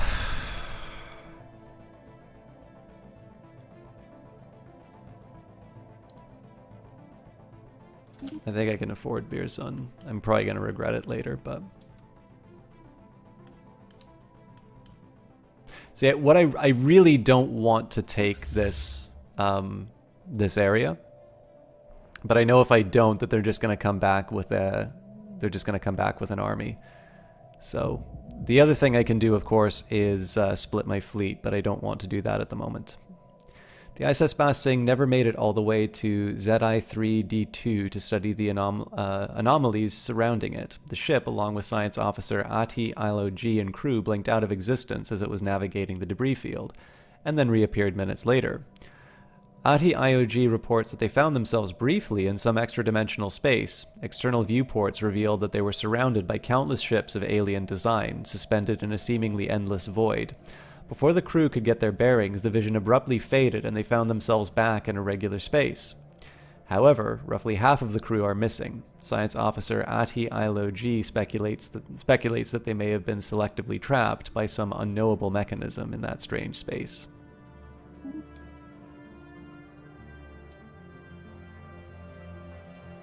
Something to keep you up at night? So again, I want to keep an eye in terms of what these jokers are up to. The missing members of the ISS Ba Sing's crew, thought lost to the dimensional rift, have reappeared. They hailed us from aboard an unknown vessel, not entirely dissimilar to our own science ships, idling close to where the ISS Ba Sing originally experienced the dimensional disturbance. They claim to remember nothing of their time outside our dimension, aside from a vague awareness of having been away for some time. They wish for nothing but to return to service under Science Officer Ati Ilo-G and intend to surrender their ship to Zukukan authorities. So we could say very well, or the safety of the Zukukan people hinges on their destruction. Attacking enemy assets. We'll let him back in. What's the worst that could happen, right? Okay. So I'm going to put this into port because I can't afford another... scientist for now. As for this ship, let's see what the immediate concerns are. Okay, not skilled enough.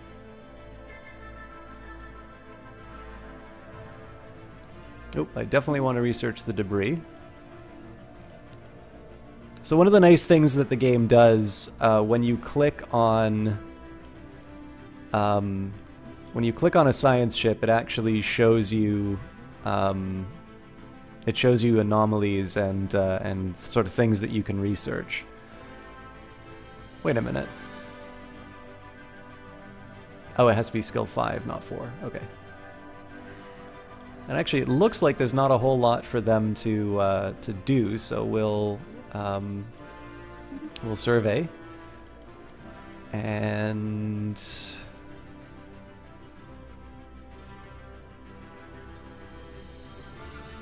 We'll figure out what to do with that later. Okay, in the meantime, so we're Spaceport under attack. We're reclaiming our spaceport.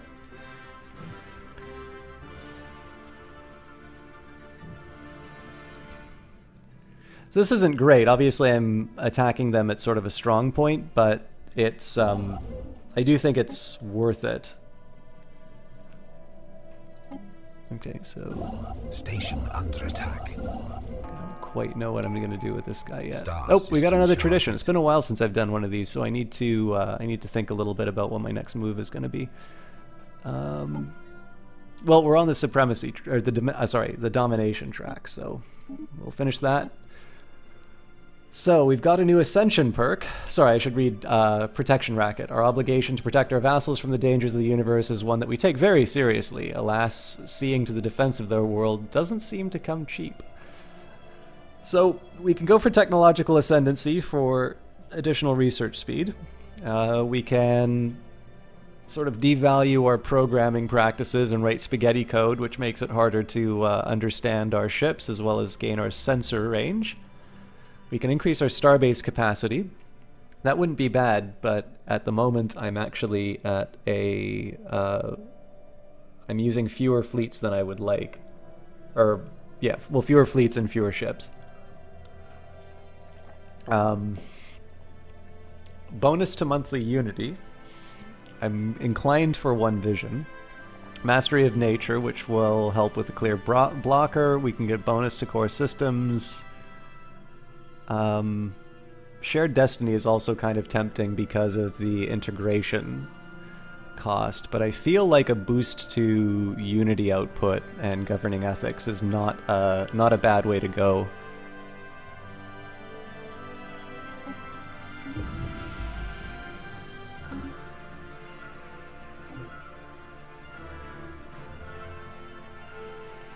So I think what I'm going to do with this construction ship is I'm going to let them hang out sort of near areas where I know we're going to be doing some development.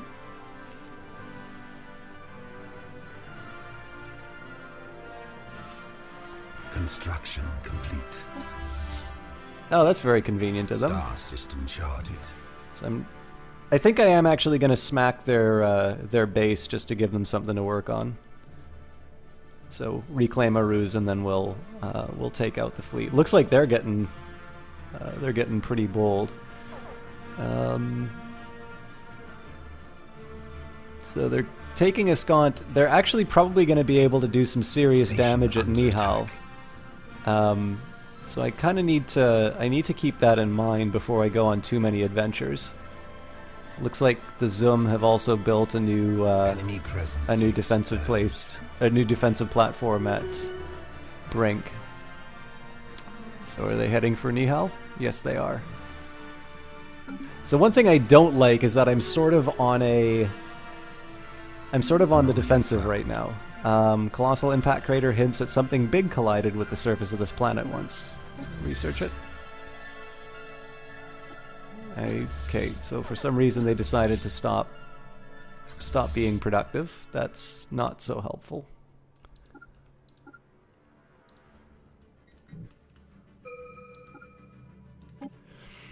Okay,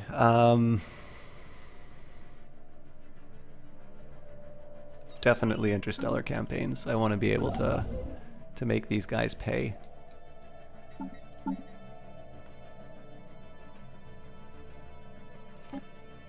So I'm not especially worried that they're going to wind up winning the... I'm not especially worried that they're going to wind up winning the war. I am a little concerned that I'm going to be running a fairly large deficit to make this work. Star system charted. Large mineral-rich asteroid collided with Castra 1 at some point during the previous 1,000 years in what must have been a major impact event. An abundance of minerals can now be found on the planet in the vicinity of the impact crater. Actually, I'm going to do something different. So we'll take Aruz. We'll head here. And... oh, looks like they're ready for a fight. And I'm happy to give it to them. Oh, don't you dare. If they get away...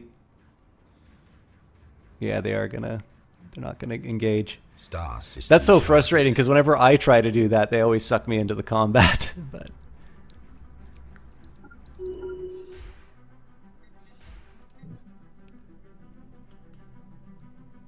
so what I'm going to do instead is I'm actually going to take out Brink. I'm going to move into their sort of their home territory. I'm actually going to take their bases, and then I'm going to work my way up to Nihal. Unless their transport fleets become too much of a problem. Star system charted. But I actually kind of want to force the issue with them. I'm going to be chasing them all over the galaxy. This is so frustrating. Oh, maybe not.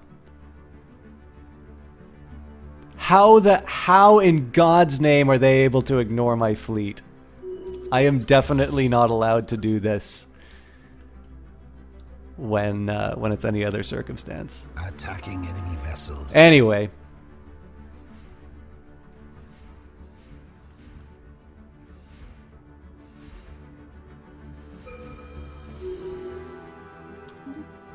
hopefully we did some serious damage to them. Eh. They kept their transports, which I don't like. In the meantime, though, we take Brink. Construction complete. And then we'll just gobble our way up through their sort of their home worlds. And as long as they don't, basically as long, oh nope, they're bombing the planet. So I actually need to, reply.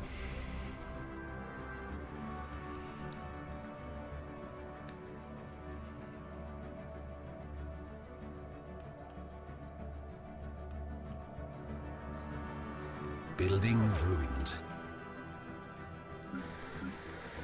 I think I'm gonna make a secondary fleet.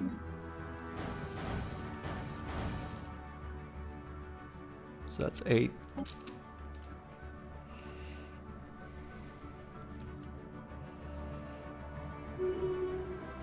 So the big dilemma is that if they actually get troops on this planet, that becomes a big problem for me because I'm gonna sort of need to dedicate some portion of my armies to deal with that invasion.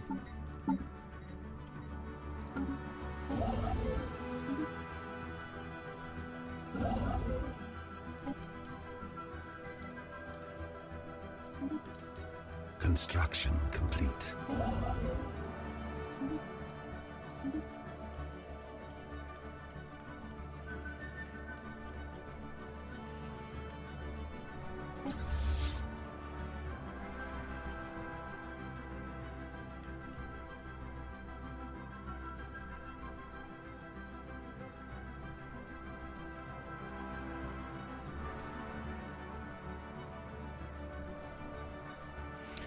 You know what? I don't like that I'm doing this.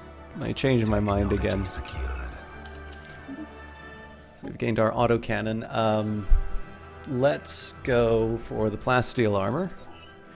So once we take out Brink, I'm actually going to go right through the middle. Again, if it looks like their transport fleet starts heading to Nihal. What are my armies looking like? Well, they're getting banged up, but...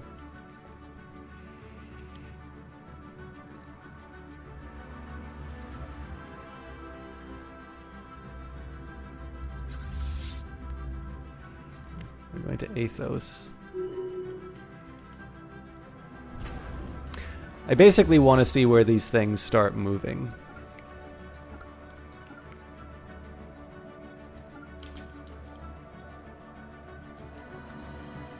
Actually, you know what? That's not a smart move on my part. Because the transport fleets are going to be able to move faster than my existing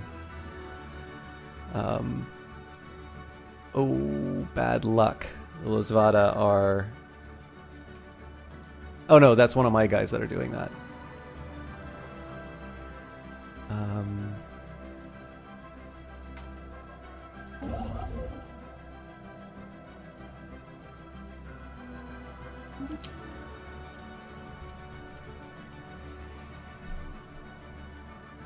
I'm gonna need to find a source of energy very soon.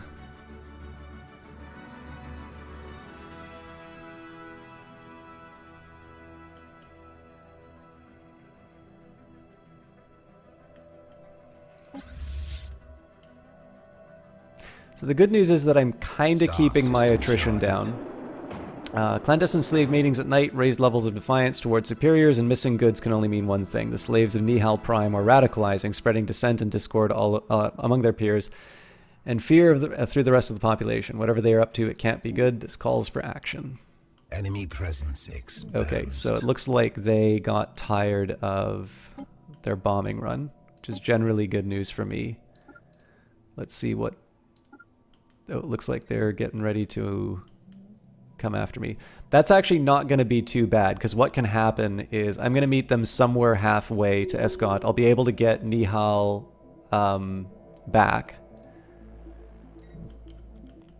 And we can start focusing on their...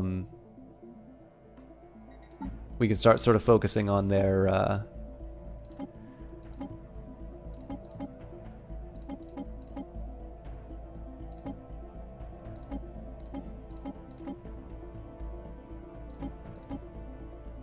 Sorry, just want to... They've got so much stuff to do.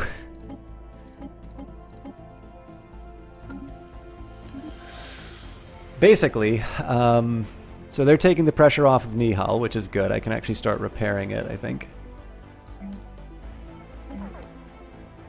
That was an energy source that was actually rather important.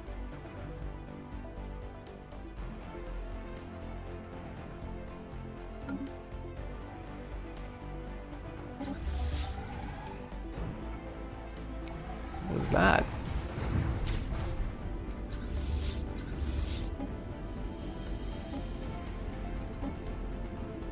They're using something fancy. Ah, plasma thrower. So yeah, anyways, so they'll claim a couple of systems, we'll take Escant and Nihal back, then we'll go for Hif, and basically the idea here is now, if the Losvada want to take something, they're going to have to go through their old spaceport first. Oh no. No, no, no, no, no, no, no, no, no, no, no, no, no, no, no, no, no, no.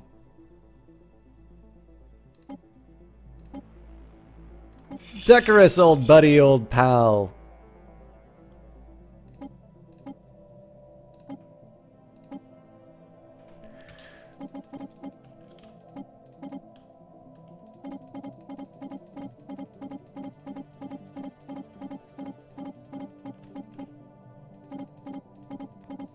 I'm wringing out every last credit I can.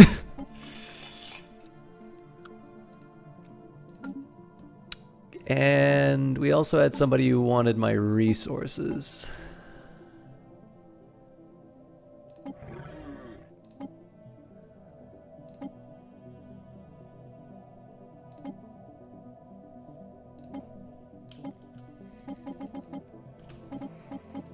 It's not nearly enough. Mind you, you are on sort of good terms, so yeah, I've got... That'll tide me over for the rest of the war. Oh, looks like they do want to do an invasion, so we might actually have a problem. Okay, this will be good because I'm going to do some hurt on one of their main fleets, but we definitely need to rush Construction complete. to intercept those transport ships. Star system charted.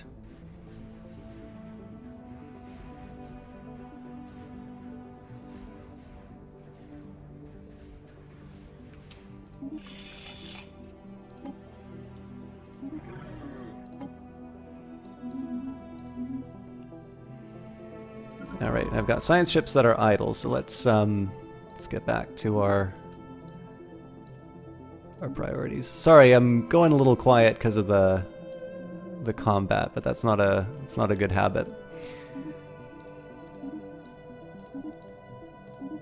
So this science ship is basically looking for what my Eastern expansion options are going to be. There's Earth.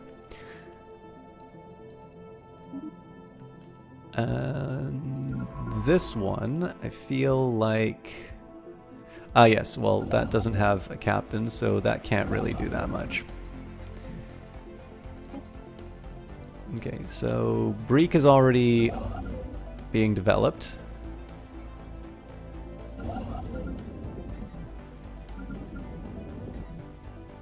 What are you doing?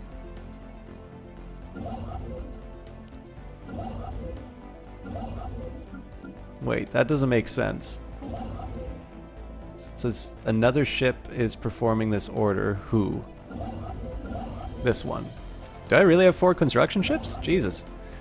That's why I'm having so much difficulty sorting out what I want to do. Anza is a pretty good system though because it has a lot of energy, so I'm going to move into that. And what? I think for this remaining one I'm going to take advantage of whatever construction opportunities emerge. Okay. That is very disappointing that they only suffered the loss of 1 ship. But I have a pretty bad feeling about what's about to happen on Nihal. So 105 garrison strength. We might be able to knock out an assault army in time. I doubt it, though. Do we have any armies in the... Okay, realistically, what do we have? We've got... Well, Ampal Deer definitely has... something they can bring in. Hostile starbase. Okay. It's gonna be close, that's for sure. I'm assuming they're gonna start the invasion right away. For some reason, someone has towed an asteroid into a stable orbit around Kiram 6A. The massive engine sections and braking thrusters can still be found on the surface, although they have long since been rendered inoperable. Whoever did this also mined the asteroid for minerals, but these operations were seemingly abandoned shortly after they began. Alright, they got cold feet. Star system charted. But hopefully that will prove very costly to them. Star system charted.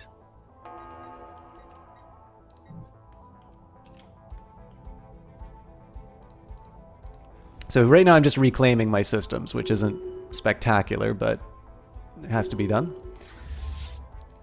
Didn't lose anything, fortunately.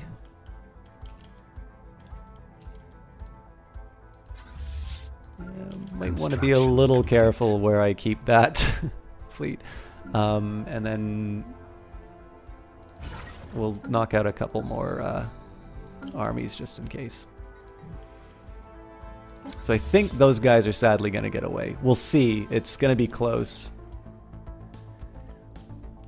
You managed to get your bipedal assault bots for armies yesterday. Not tested extensively, but from what you did do, yum.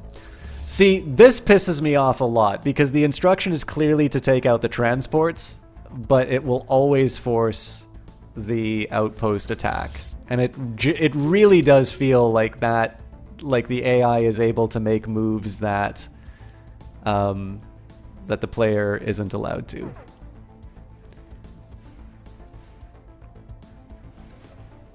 Star system charted. Anyways, we did a nice job of gobbling them up. Looks like I've got a spare destroyer that I...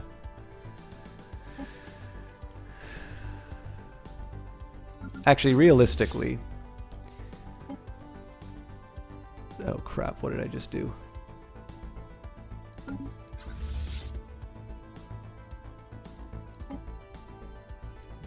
Yeah, you know what? It's too much trouble to manage.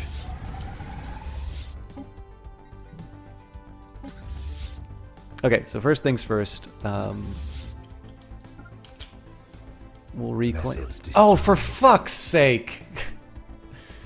Okay, so what that was... Upgraded. Literally the army that I recruited on the planet goes into space and gets taken out by the taken over spaceport. That is... Ugh! That's something I'm going to the forums about. That should not happen. Anyways. We'll win. It's just very frustrating that that happened.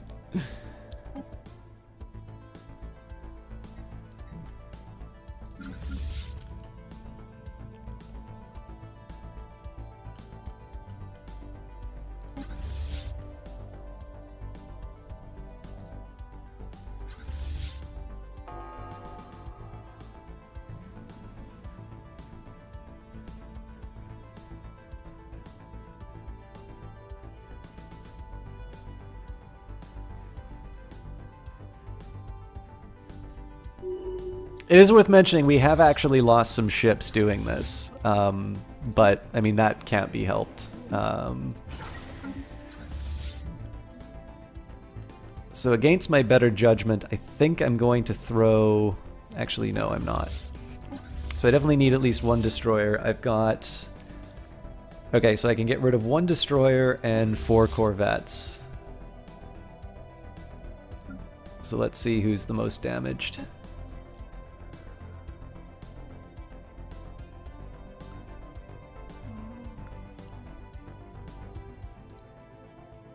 Ooh, that one's looking pretty gross.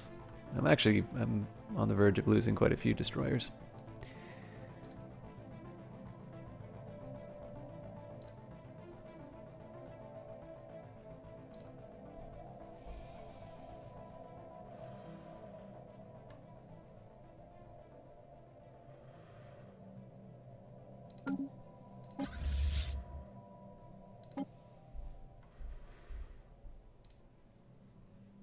I don't feel good about it, but I gotta have a fleet. Oop, looks like I'm one too big.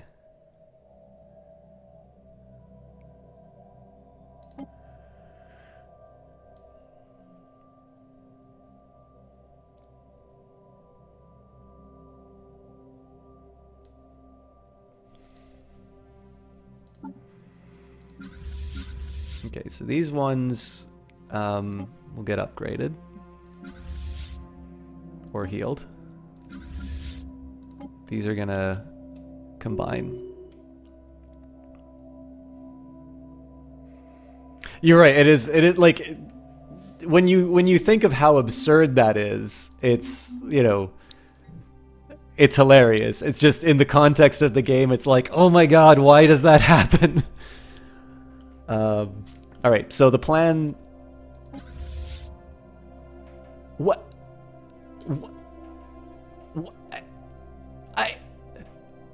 What happened to this guy? Star system charted. Okay, so basically, I'm gonna combine the fleets that I can. I'm gonna go into Zum territory. Where I can, I'll do little excursions out to like Sichula to you know, just basically to put out fires. But what I want to be doing is I want to be taking their main systems so I can continue to chase down their fleets. If I take out their main systems, they're not going to have any homes to to basically park at, which means that those raids stop happening. Okay, I'm going to give you guys a lesson in logistics. If you stay on the planet, they can't kill you. Construction complete. So, priority number 1 is going to be taking Hif. Complete. If they take places like Sichula and that's generally good for me. Oh no, it looks like they're going to try and take their base back. Well, that's also not too bad because it means that they're going to be focusing on sort of taking these periphery areas. I'm going to be focusing on sort of taking their main systems. And so what this eventually translates into is their inability to...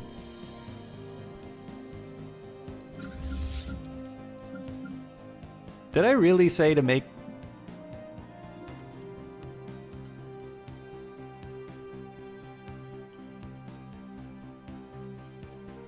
Oh, you know what? It's probably the reinforce. You know what? I'm just going to live with this. Okay, I've got my 50 strength. We're going to go to Hif.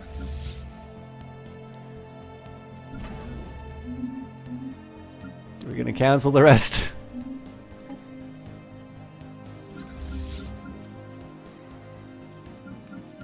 The rest of these are going to gather at the main station, and hopefully we won't pay too much in our overages.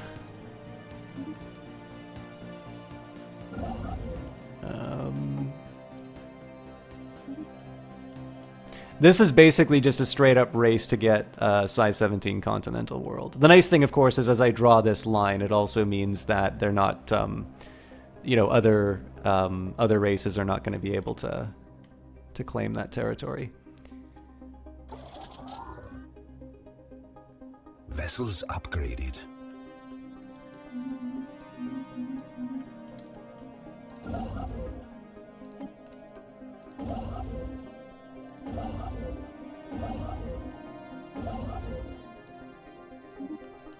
Looks like we're generally doing okay influence-wise, so I think the next batch... Yeah, I think I'm going to take Zalfa. I need to be a little careful, because pirates can form out of this.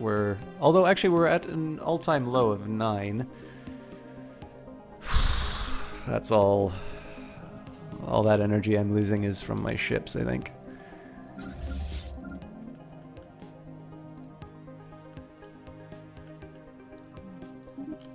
The real shame here is I might actually wind up having to destroy some of them in the end after all, like, but I do want to try and keep them for the war if I can. So Captain Zergi, it doesn't look like anybody else is answering it for you. Basically, I had an army that I made for the purpose of defending an imminent invasion. And basically, it immediately went into space and was taken out by the space station that was in the same region. I think it's probably one of those you had to have been there moments.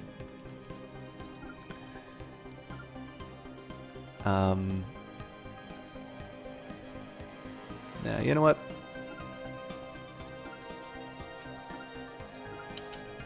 I'm gonna stick to this plan of sort of forcing the issue on their territory. There's not a lot that they can take along this side. Yeah, it's funny how quickly those costs can creep up on you. Enemy presence exposed.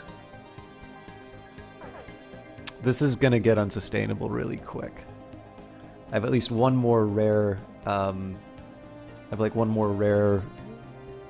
resource that I can dedicate to the cause, but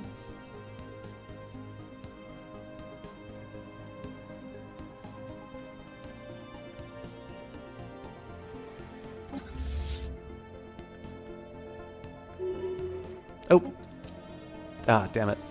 This will be worth it, I swear. I just need 15 more war score, and we'll get the construction complete. We'll get the 1,000 energy and minerals. Yeah, so they're trying to take Brink back. That's gonna put the war score. That's gonna put me a little bit on the back foot war score wise. But taking a home system, not a home system, but like a colonized system from them should redress the balance. Secured. Okay, so the Greki Armada, what happened to you? For whatever reason, they didn't move out of the system. Sure. I'm just going to accept that happens. A naturally occurring subspace wormhole is a fickle thing, and its fluctuating energy levels typically make it impossible to travel safely between its linked apertures. There are ways to temporarily stabilize its matrix, however. So that's good for us. That'll give us some more colonization options, but right now I'm focusing on warfare. So in the meantime, we'll do barrier point defense just because it's the cheapest. And we'll focus on getting those last few points of war score. And again, in this case, we're going to take Athos, then we're going to go to Psychothea, and at that point, I'm going to decide basically what goes on, depending on, you know, Brink and whatnot. I sort of get to dictate the terms of the fight at that point. I'll still want to clobber the Zum as much as I can, like, or not the Zum, like I'll want to knock out their fleets.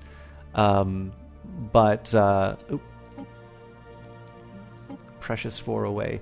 If I can extend this, obviously, that'll allow me these opportunities like, you know, stealing populations from that other species. All right, that's not a pushover. In vivo, Xeno researchers on Nihal Prime have published an open letter demanding that the local legislation restricting experiments on near-sapient alien species be relaxed. They make a convincing case for scientific benefits and warn that the output of the entire scientific community on Nihal Prime will suffer unless the laws are revised. The ethics of it all remain questionable. No, it's not questionable at all. So we can ignore the pompous Poindexters and see a reduction to our society, or we can gain 250 research, and for 24 months we'll see a reduction in happiness. And you know what? I don't care about unhappiness. Oh, revolution! Maybe I'm gonna care about that all of a sudden. We'll see. Looks like we took out some defensive platforms, which is good. Let's see what the war score looks like after this. Hunger strike on Nihal Prime. It would seem that the slaves on Nihal Prime have had enough to eat. Spokespersons have informed us that a large number of slaves will be refusing all intake of food until we abolish slavery planet-wide. So far, our attempts to force-feed them have failed. Sadly, nutritional deficiencies will be expected to lower their work performance significantly. Let them starve, or we need to resolve our issues. Yeah, we'll say...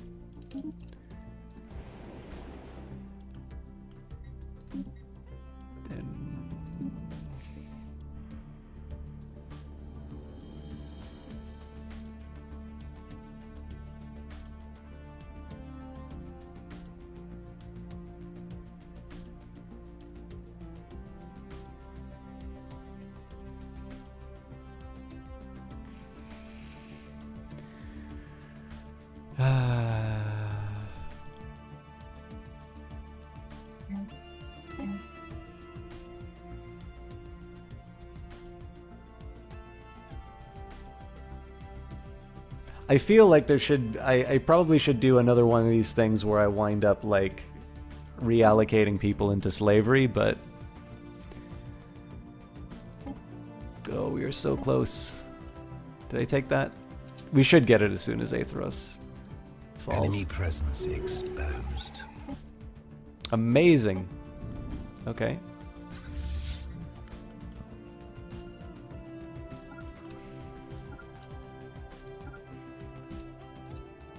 Have a good one, K5. Sorry again for not being a little more responsive on the cast.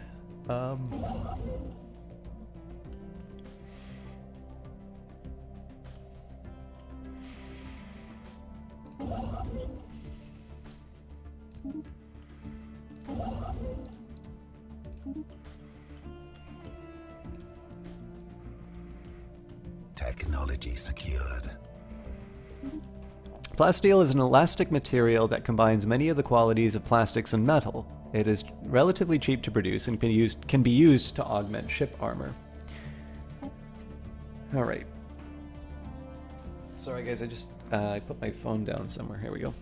There's a lot of retweets that were happening not too long ago, so thank you very much for that, especially Akadak, who I know I haven't been able to chat with recently, but is definitely a really nice guy, and I'm always a little happy whenever I see some activity from him on Twitter. So, alright, I don't really need the defense platform points. In fact, see, I don't really need any of this, but they are relatively cheap, so... still not quite at the point where we can...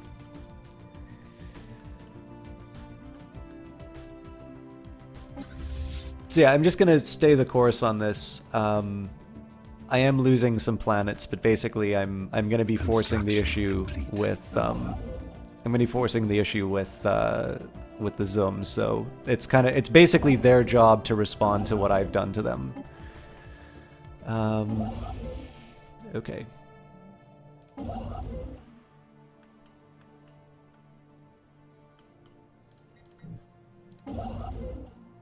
So I want all the energy that I can get that doesn't involve mining a habitable planet.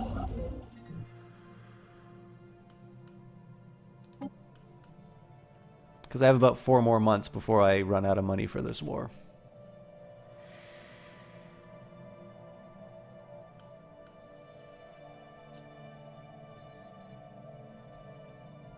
Obviously, I can also use the merchants to help that out too, but...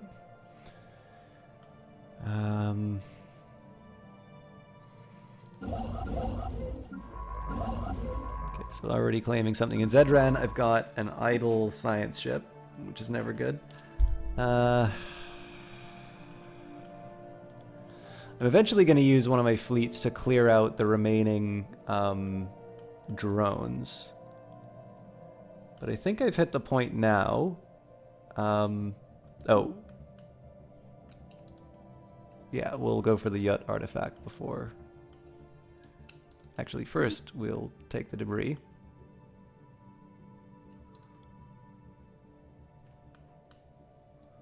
Yeah, we'll leave it there.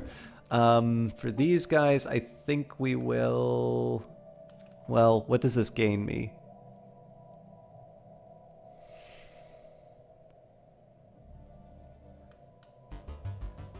Not a lot, to be totally honest.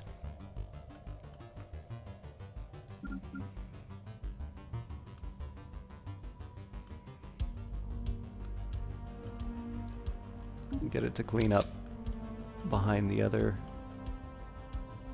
ship. So once this thing turns the right shade of green,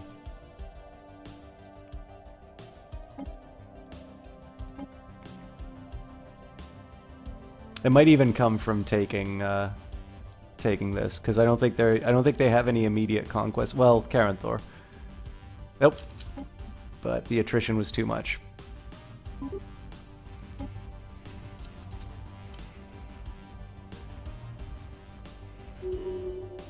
The Zukakan-Zum war is unanimous. We must concede. Your effort to limit our growth has proven successful for the time being. The best possible outcome. Okay, so we're back to peace. I can upgrade my ships. I can restructure my empire as I see fit.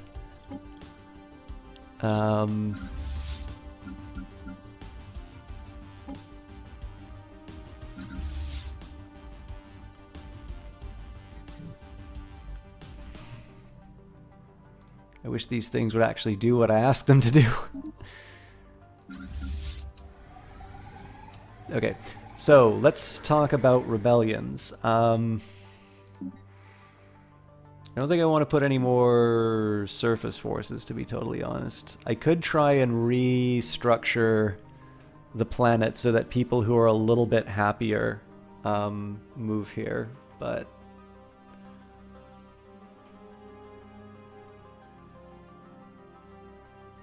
And I'm gonna put a clinic down.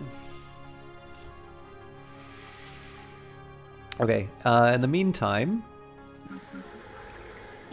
we'll boost our productivity. And as much as I like food, I like energy slightly more. And I don't think we can build a slave processing facility yet. No.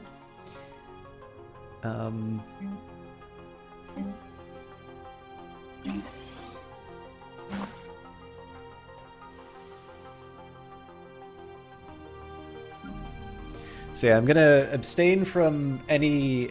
I'm gonna abstain from any energy, energy usage right now, unless it's.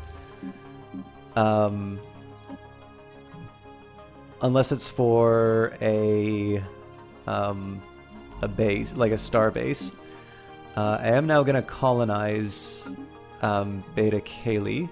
That's going to cost me energy, but I mean that's just going to be a thing. So,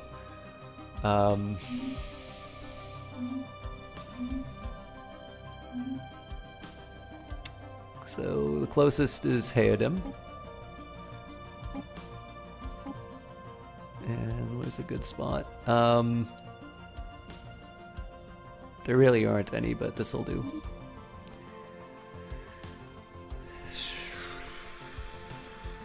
So the really important thing about that too is that that improvement is going to give is going to allow me to build a trading post, which is going to give me an additional 4 energy, which is a good boost. Next step is going to be... So Dranma is going to be the first one to get this upgrade, and that's so I can build a trading post. Now the big question for the rest of these is whether or not it makes any sense. I think it does. So for the ones that already have trading posts, I am going to upgrade them to something a little stronger.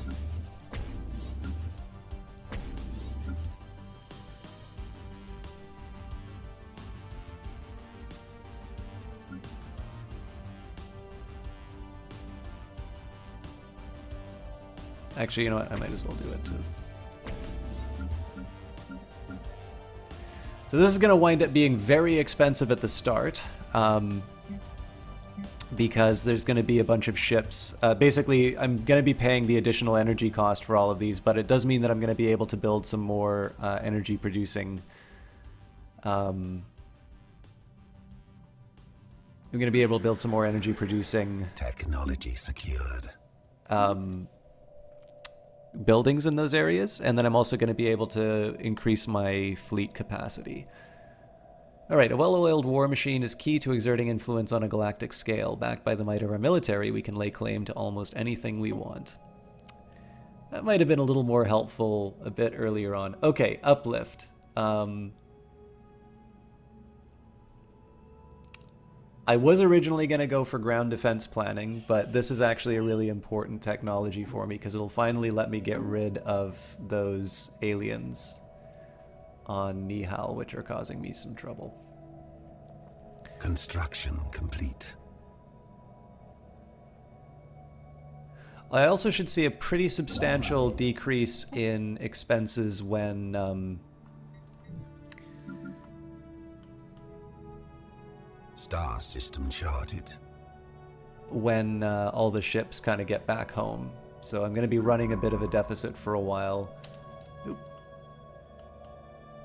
I do kind of want this thing to keep doing its surveys.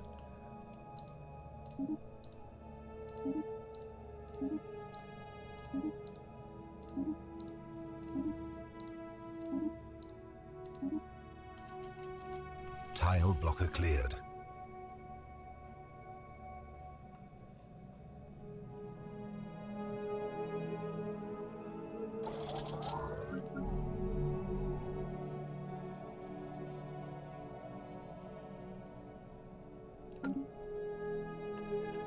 There's a pretty strong argument for me to trade out for the energy right now, but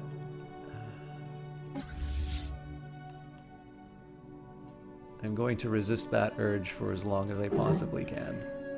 Okay, so this is good news. They now count as inferior. I believe that's true for these folks as well. So what'll be nice about this is that once I gain the ability to declare war on them again, I'm actually going to be able to force the issue and vassalize them. The Zum entity is going to be the first one that I vassalize. We have evaluated Warlord Lonnie Roko Key as a candidate for joining the Zum entity. Sadly, we must inform you that membership requires a rudimentary brain. The main reason for that is that the Zum planets are useless to me if I wipe them out. Well, they're not useless to me, but like I can use up the Zum as a vassal. Establishing new standards for the modeling and construction of corvettes greatly improves the efficiency of the production pipeline. I don't think I'm quite ready for Star Fortresses yet, so we'll go for the cheapest one, the basic strike craft. So basically the play with the Zum is going to be to turn them into a vassal. It makes sense. I could just dominate these guys and properly enslave them. This Valley Star Council will now guarantee the independence of the... Okay, fine with that. They're still not quite ready to accept their place in the world. I feel like I should be... I want this planet, but I feel like I should be cutting them off here. Star system charted.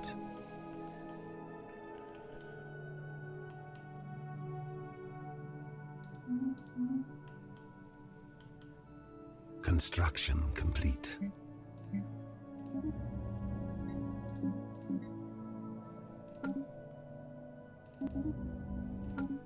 Ah, that's the colony ship. Star system charted. Okay, I think... Yeah, we're gonna play... Well, I can't really play Leapfrog, so...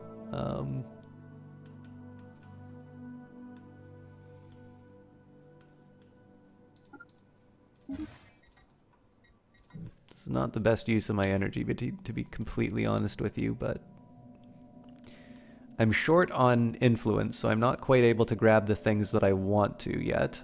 And either the energy thing is going to sort itself out or it isn't. I definitely have a feeling that I'm... What the fuck?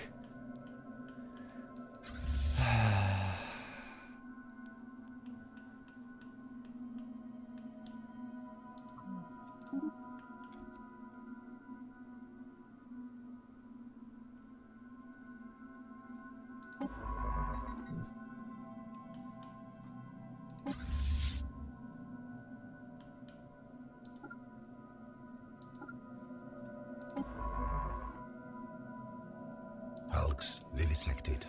Okay, now that that red herring's done. I don't quite follow some of the... There's very clearly a set of rules that it's following in terms of like when it decides to follow my orders and when it doesn't, but damned if I know what it is.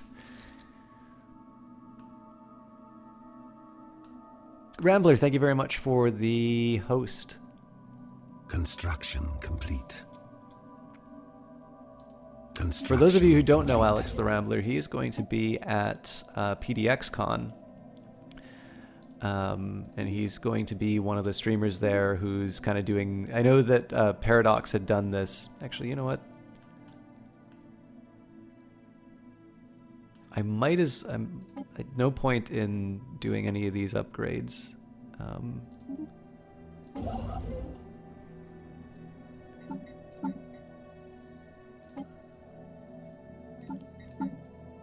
I think I should just admit that this is going to be that other sector's problem.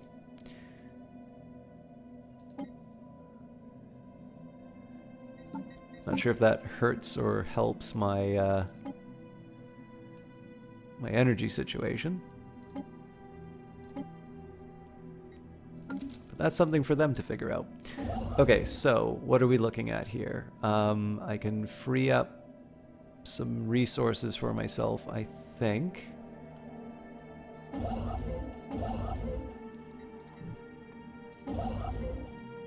Okay, you...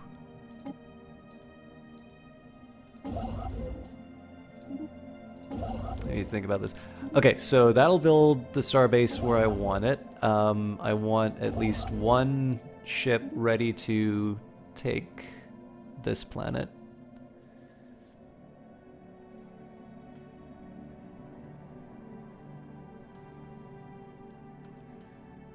Okay, so these two are accounted for. This one should...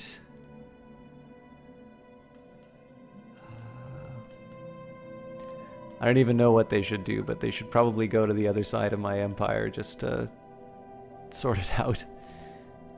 And yeah, everything else is kind of being used. So I've got about 10 months of resources in the bank. Hopefully I can help that a little bit.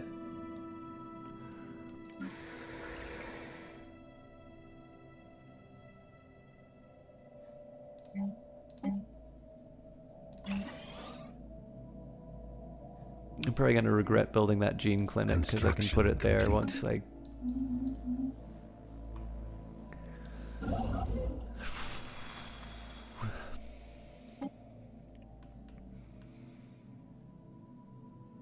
Yeah, the funny thing is, like, the planets that I want to colonize... Star system charted. Ugh. I think really I need to just finish my plans for expansion out here.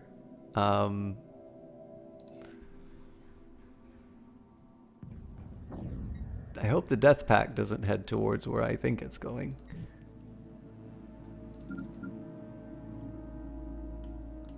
Yeah, I think we're just going to have some idle construction ships for the next little while. I can't quite afford to expand my borders. And... Construction I mean, I can build... Vessels upgraded. Definitely, like, no Vessels shortage of stuff that I can build, but... I don't know. Vessels upgraded.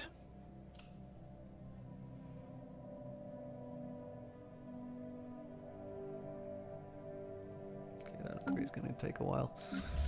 Construction complete. So the Despelation Casus Belli against the Yopthani High Kingdom. Ah, yes.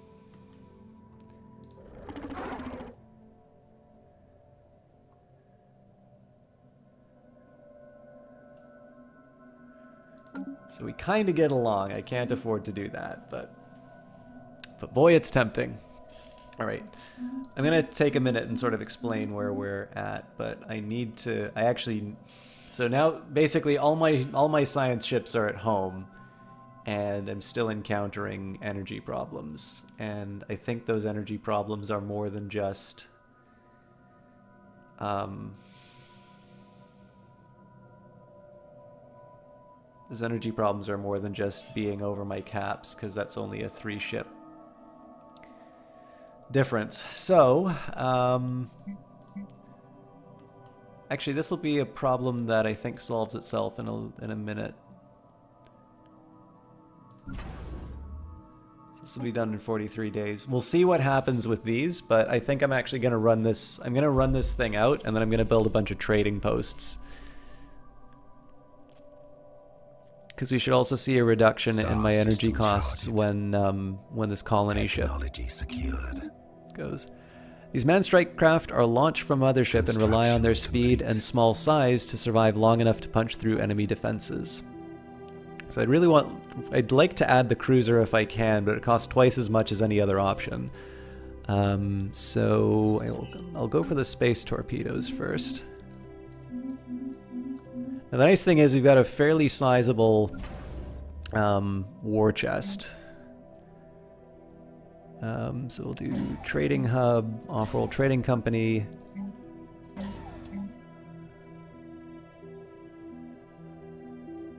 We don't have one yet. I'll build a second one. This one can't build a trading hub, unfortunately. As much as I'd love to build an anchorage, I think right now this is going to be a focus on... this is definitely going to be a very commercial focused set of upgrades, and then we'll see where we're sitting after these upgrades. Beta Kaylee can't do the trading post yet, so we'll just sit back. I'm not entirely clear this is going to be enough to push us through, but we'll see where some of these upgrades take us. And actually, a reflection on the existing state of some of my worlds wouldn't be bad, so I could probably afford to put some more malcontents on some of my other worlds.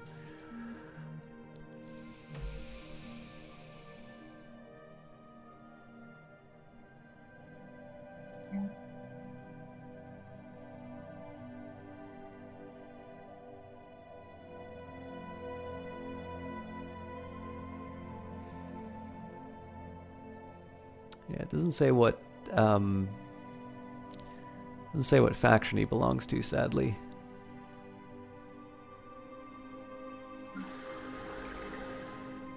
But especially this planet, if I could sort of relocate some of the more unhappy figures. Actually, that's less important now, I just realized.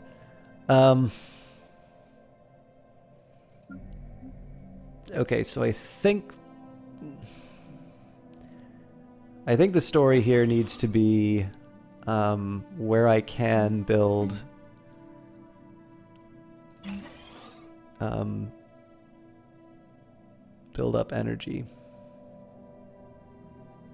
And unfortunately, I don't really have any of those options available to me right now.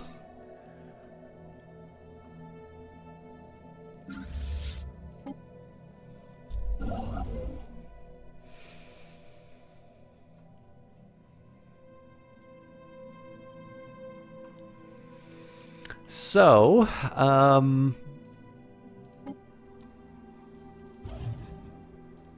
let's admit, so trade for energy credits. Um,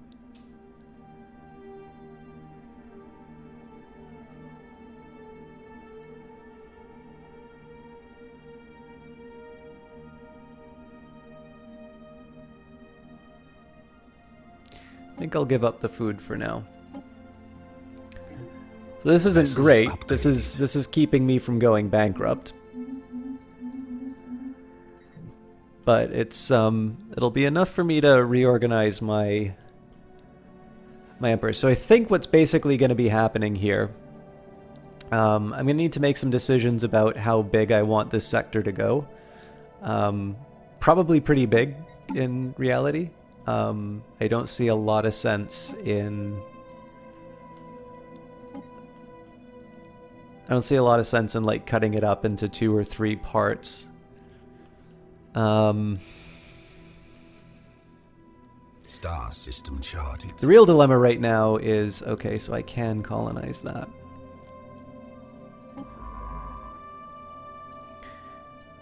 I'll take the dreadnought as a natural barrier.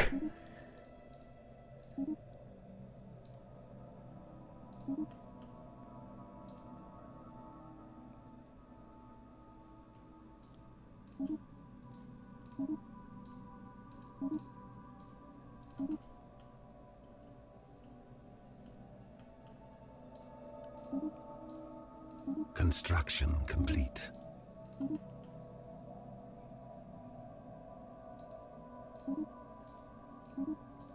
Technology secured. Star system charted. So this is, I've more or less kind of completed my little bit of exploration in terms of the eastern side of the map. So once I sort of get the last little bit locked down over here, then I can start sort of thinking about my eastern expansion. The big question is sort of where I want my borders to finish around here.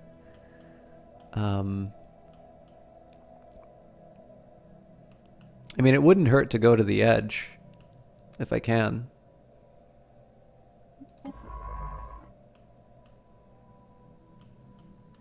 So let's build an exploration program built around that. If nothing else, just kind of get an idea in terms of what I'm gaining by taking, you know, just sort of some systems that fall on a natural path.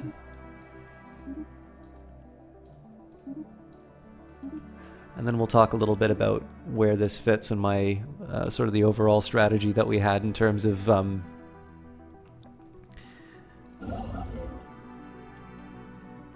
right, what are we looking at here?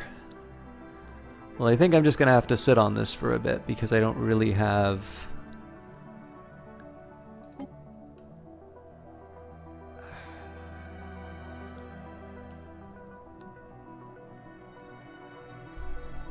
yeah, I'm gonna need to think a bit about this.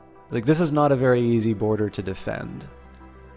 But I think that's gonna be true of just about anywhere I go, and I'm at least on friendly terms with these guys.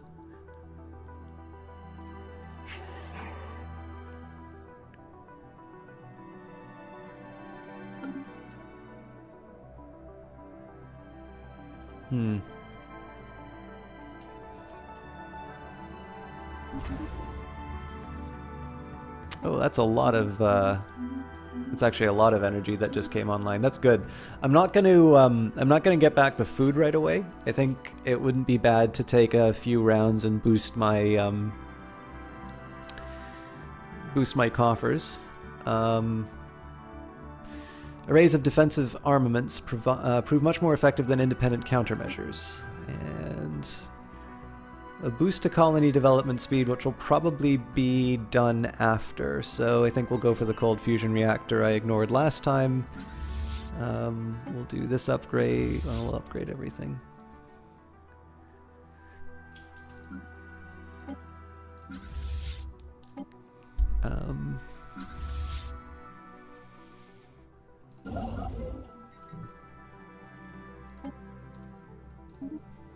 Okay, this will be good because it's possible that the AI will actually colonize this for me. I am still at a little bit of a loss about what to do here, though. Curator order. Vessels upgraded.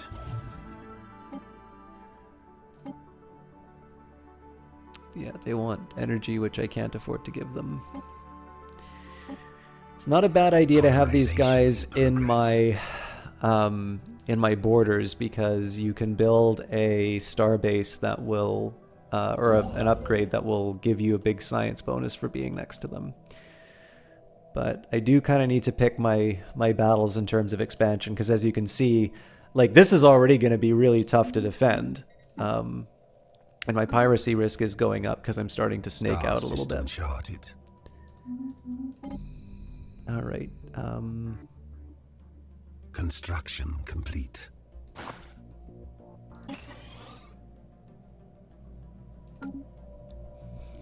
Okay, so we're in okay shape there. Let's think about our next step. Okay, so again, I don't want to ignore my other duties. So let's say we'll double up on the trading hubs for each of the systems, and then have one anchorage for each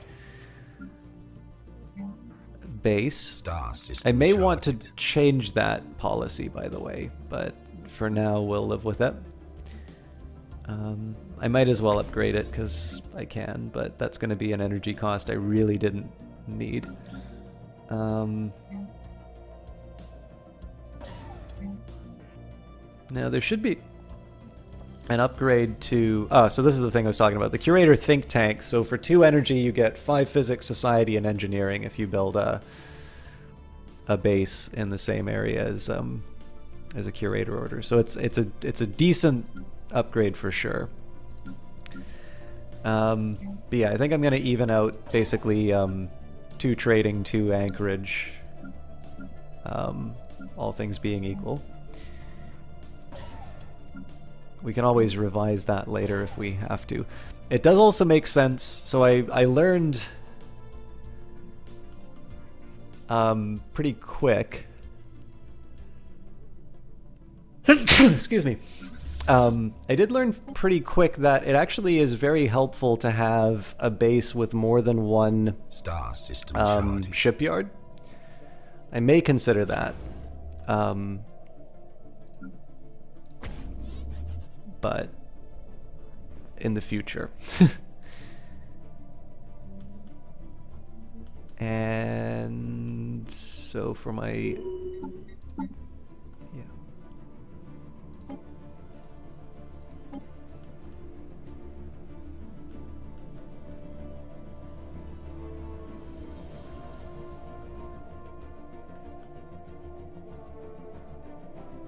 Construction complete. So this is a pretty good argument, definitely, for taking this system that's pretty resource rich.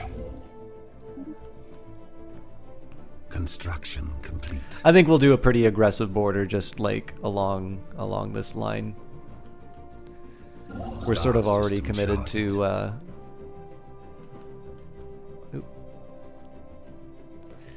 to. The other thing I'm going to do is I'm going to start building. I'm going to start building up in preparation for colonizing these areas. I'd like it if the I'd like it if this system can take responsibility for it, but what are we looking at? Oh, new robots. Advanced DNA. Oh no, not new robots. Advanced DNA methylation techniques allow for functionally significant alterations to be made to arbitrary genomes. So. I can boost up my number of core systems, although I'm not using everything that I have already. I can boost my habitability, which would actually be kind of nice. I can boost my naval capacity, which is very good. I think, though, I tend to go for the cheapest option where I can, so we'll take that. I think I'm at a point where I can do a cheap removal. So my lowest is social and well, that's on a volcano, so I'm not that rich. So we'll clear up. I don't have an Autothon monument, do I? Yes, I do. So yes, we will clear out the Noxious Swamp for 200 energy. This is basically so that I can let my so I can let my populations grow. So put them on a farm. And the tropical world... Sadly, I don't have a doubling up. I think only machine empires get an energy mineral building upgrade, which is a bit of a shame. Ah, yes, and now we can build the off-world trading company, which will be a nice boost to my economy as well. So we're starting to get back on track, which is good. Now, there is a bit of an argument. I do like the idea of having like a missile battery and a gun battery, but I think afterwards we put anchorages on. I realize that makes me seem ridiculously paranoid, and you wouldn't be wrong.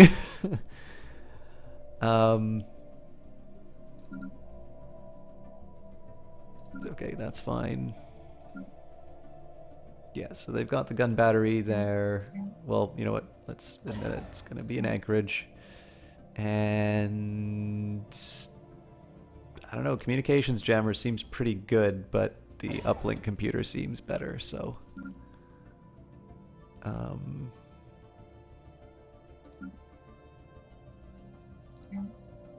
Not at all clear what I want to do on this one.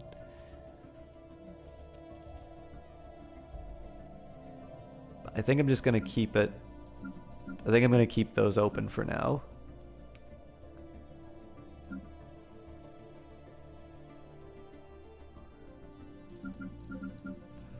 Okay, so that one's being upgraded. I guess I can upgrade this one as well. It is going to wind up being pretty costly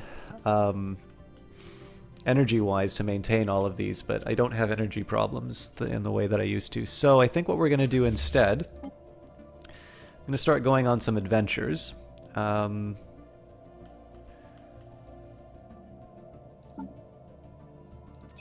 And we'll take the little guys and we'll finally take out the ransomeers. Hello, Docs Gaming. Alright, so we were talking a bit about how to push an advantage. So one of the things was that, you know, we knew... Oh yeah, sorry, we also have the uplift option, so I should work on that. Alright, so the Krabnar will finally be able to turn into reliable slaves. That's going to cost me social research for 44 months. Construction. It's going okay. We're getting near the end, but that's the way these things turn out. I hope you're doing well. Tile blocker cleared. All right. I think we'll just continue to be aggressive in our upgrades there. I can do one more. I can do one more expansion. I think we're going to continue to draw that line if I can. Special project complete. A thorough investigation of Betelgeuse 3A has unearthed evidence of a past Yut present. An away team from the ISS Beta Singh has managed to bring a relatively well-preserved artifact back to the ship, which would hopefully increase our knowledge of this ancient civilization. I thought that might have been the end of the... Oh, we did. Yes, that is the end. You think you missed this gameplay. What's the goal? To win. After intense study of our recovered Yut artifact, scientists on Camdor have managed to deduce the exact galactic coordinates of Yutan, the home system of the ancient Yut civilization. We should launch an expedition to the system before someone else beats us to it. Contact the nearest science ship.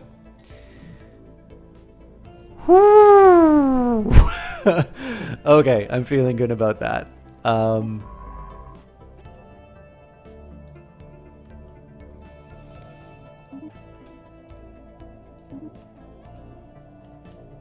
I was worried for a second that that was going to be accessible by the Zoom, but it's not. We have basically private access to Yutan, so... neat.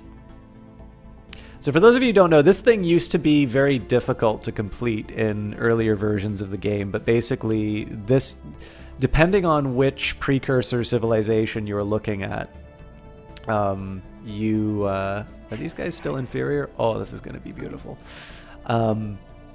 basically the system that you find is usually filled with like really good stuff. So docks, what we've specifically been working on is we had a rival that we've been trying to sort of choke out. Notice that we've sort of enveloped them, and similarly with Losvada.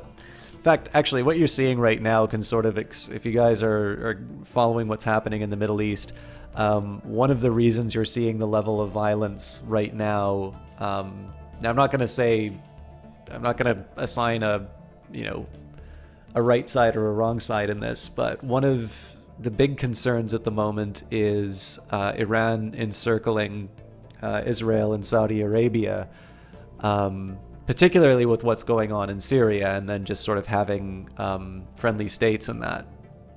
So you can see what happened when we were able to sort of beat the Zum. I mean, in fairness, we did sort of take some of their territories as well, but you can sort of see what's happened now that we've surrounded them. Like, they're fighting their ally for space.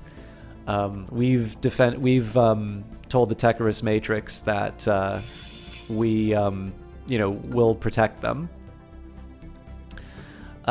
So effectively, they've been reduced to 3 systems, and you can't really grow off of that. So, I can basically attack them from anywhere that I want. If I want to munch on a bunch of different systems, I can move in from Shutra. I can maybe take Altair, Norgon, Benarmi, Akmalt, Zubin, head up. Like, I can take all of this stuff before running into an area where I'm blocked. And if they want to defend it, they're going to have to put not just a defense here, but a defense here, defense here, defense here, defense here, defense here, defense here. That's just not workable. Like, they're going to be spending all of their resources on maintaining these defensive positions. Now, I mean, in fairness, they can invade me from those ones, but guess who's got the bigger fleet? So that paid off. But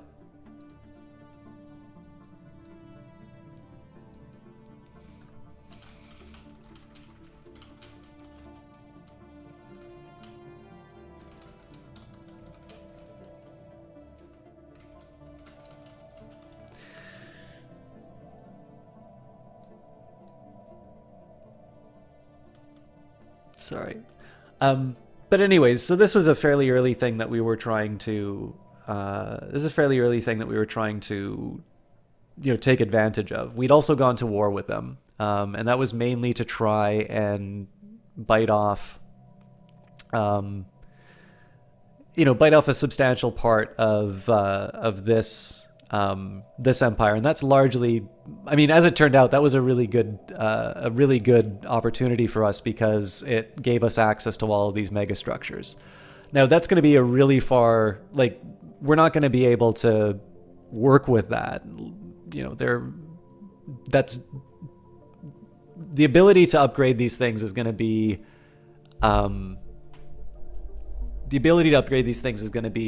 pretty far away. But especially because I've been having energy problems, it's sort of nice to know that I think the Dyson Sphere's here. Like, I have, in theory, an opportunity to build that out. So what we sort of decided, it's been a bit ad hoc, but we decided that sort of going west was the most important priority. I am eventually going to want to shift that. These guys have been kind of slow on their movement. I mean, they are a little bit further in the north than I'd like them to be. But so long as I'm able to claim things like Tistra and whatnot, I think we'll probably find some kind of an equilibrium that we can live with. I think we're still stronger than them. So if it comes down to it, I can definitely try clobbering them. But at some point after I'm done expanding out here, we can start paying attention to the east and expanding out there, because as you can see, our borders are a little bit thin. But again, you can't sort of expand out everywhere. So I think what the plan is going to be is I'm going to try and draw a line that will sort of give me sort of this de facto ownership of some of these smaller systems, and then I'll be able to move up and exploit them on my own time. A little bit like what happened up here as well. Like, we definitely have been ignoring some of these northern areas. As good as the resources are, we just have the opportunity to sort of cut off large parts of the map for our benefit. But we were talking about sort of how to push an advantage. So, you know, when the peace treaty became available, we'd already encircled them, and so we, you know, we just took the opportunity to go and do we weren't at the point where we could demand that they be our vassal. Now, of course, we are. I didn't realize they had 4 planets, though. So where's the other home? There must be a second planet on one of these. But yeah, so what we're basically going to be working on with these guys is once I'm able to declare war again, which will be in 2284. So we're still a fair ways off. I basically want to turn the Zum entity into a vassal, because if I conquer the planet of Hivemind, I just start exterminating them. There's no option of actually incorporating them in. These guys I'm able to enslave, so what I can actually do is I can go on these raids. You know, I can take 1,000 energy and mineral resources from them, and all the while I just sort of steal population that I'll enslave on my planet. So it's actually it's in my interests to keep these guys around so I can bully them for a bit. And all the while, of course, I can sort of expand out the map. So some of the intermediate things that I'm going to be doing, I'm going to wait for my influence to go up, but I'm going to start sort of popping some of these fleets. I've already got these guys on the way to take care of the Ransomiers at Wendell. And what I'll do is I'll sort of take out the mining drones that are in, you know, kind of inconvenient, or not inconvenient place. Like I'll take out the mining drones that are in places that are difficult for the enemy to get to. So for instance, taking these ones out makes some sense. Taking these ones out don't, because that gives the Zum another opportunity to expand. So that's kind of where the next few moves are going to go.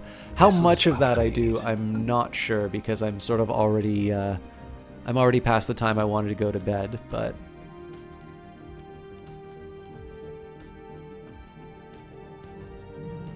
okay.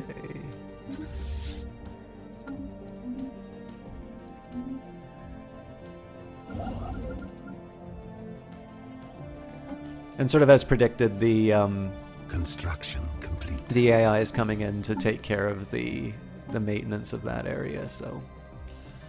Okay, so for some reason I can't add that system. Construction complete. That's a little disappointing. Let's see if we can find a good reason why. It is not a neighbor. What do you think the fucking blue line is about? We'll be able to get around that. We just expand to Grekil and Tiflin, and I want to do that anyway because of the... Star system charted. I want to do that because of the wormhole, but it's just annoying not to access something that clearly I should be able to. Technology secured. Alright, we got the cold fusion reactor, so that's more upgrades. The ability to sustain a fusion reaction at a relatively low temperature will result in a new generation of fusion reactors. And we'll go for... I think I'll go for the X-ray laser. Influence expanded. Okay, so that should be a nice bonus to my energy credits. So first thing I want to do is take my... take that starport, and we'll throw a trading hub on it. And I like that social research. Give you a science lab. We'll build our monument.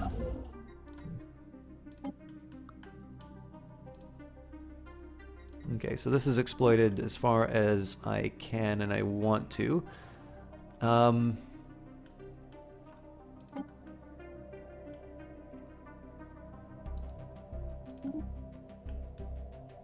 a little curious what's going to happen when I repair that automated shipyard, but... And yeah, I do need to make a decision in terms of when I take care of these gaps. But for now, I think I'm just going to sit tight. I'll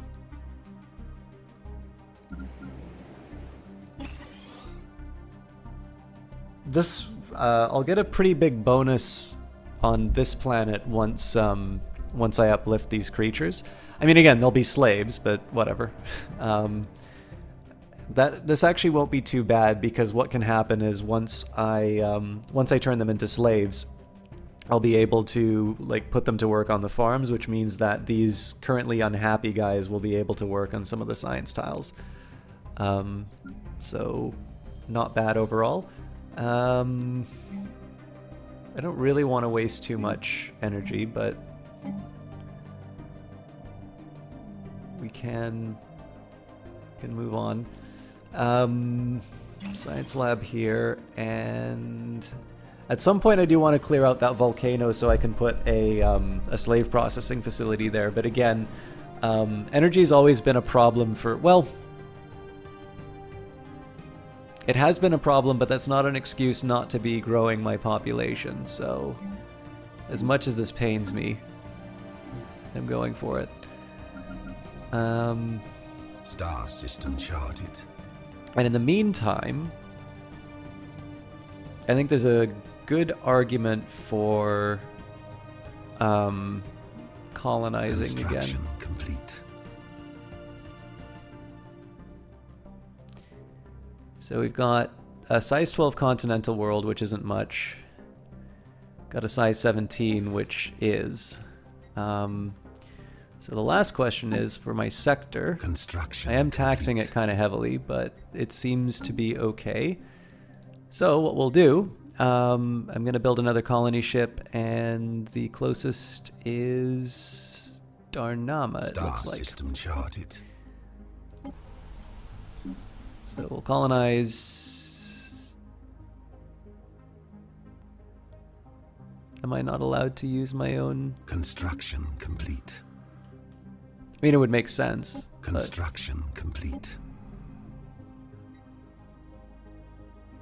thriving green. Okay, we have confirmed the that Yutan Majoris was the original homeworld of the Yut. The planet suffered extensive orbital bombardment roughly 4 million years ago. Twisted metal skeletons are all that remain of the massive arcologies that once covered the surface. From what we can piece together, it seems that the Yut spent the better part of 1 million years searching local space in vain for signs of intelligent alien life. When they finally encountered the Jabardini, a young race that had only recently achieved interstellar travel, their alien psychology was a tremendous shock. The Yut leadership reached a consensus. The Jabardini had to be eradicated before they grew too powerful. A massive surprise attack was launched, and it was beaten back at great cost for both sides. Despite their young age, the Jabardini were already experimenting with technologies the Yut had never considered, and eventually they gained the upper hand. After less than a decade of warfare, the 2 million-year-old Yut Empire was utterly destroyed. Fascinating. So we gained a bunch of unity for that, 200 energy credits, and 200 minerals. Nice payoff. This is an authoritarian government, dictatorship. Okay, so this is the bonus that you get: 10 science, 10 social, 10 engineering, and then I think in the surrounding systems there's some other ones as well. So that's going to be my first priority to gobble up.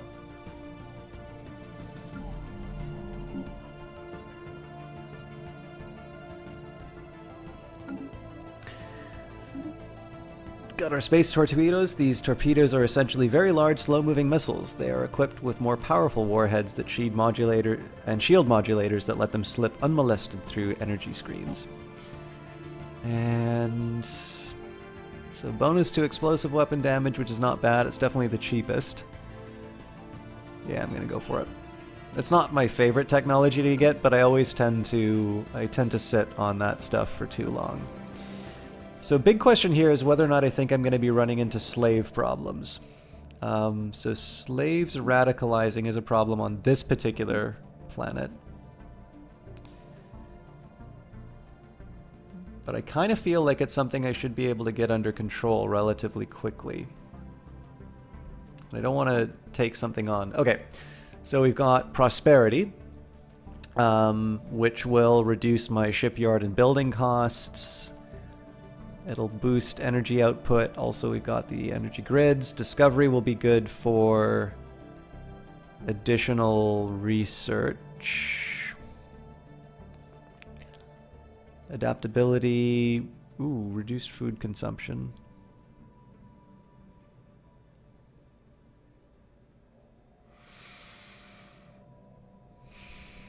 I forgot because I don't have diplomacy, so I can't really. So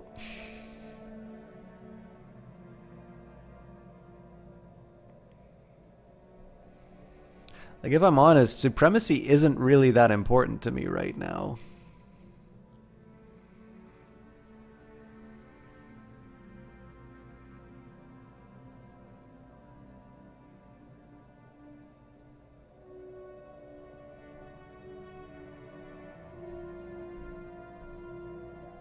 I could see a pretty good argument for prosperity.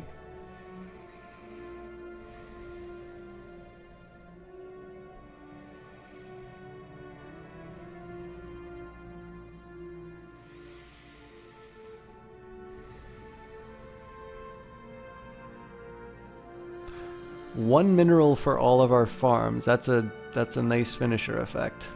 Boost to food output, boost to habitability.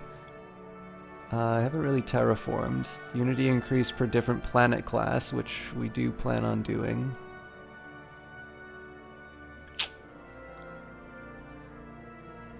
The 10% is nice, but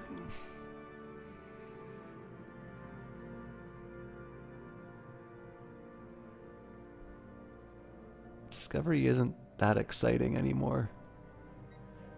So I feel like it should be prosperity or adaptability, and I'm okay for minerals right now, so I think we'll go for prosperity.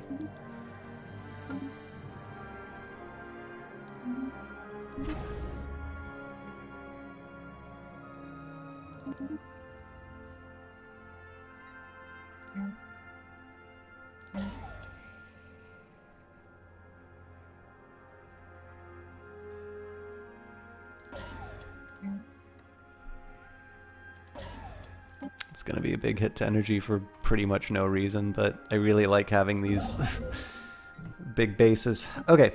Again, I'm pretty sure the... Oop, wrong sector. Yeah, it's not going to let me do that. Alright, fair enough. So I want to keep the Yut homeworld free, so I can't do much about that. I might as well build a mining station just to offset some of those costs. And we'll wait. I think we'll wait for the next round. I think that's going to be it for tonight. Well, we can get the Ransomiers done. We'll finish on a rescue mission, I think. We'll do a review of sort of what the goals are. I actually should be putting a lot more money into my fleets. Through hard work and experience, scientist Ati IOG has developed new skills. I think that might be my level 5. It is, although I don't need them for the... Yeah, we already got the Yut event, so it doesn't matter anymore.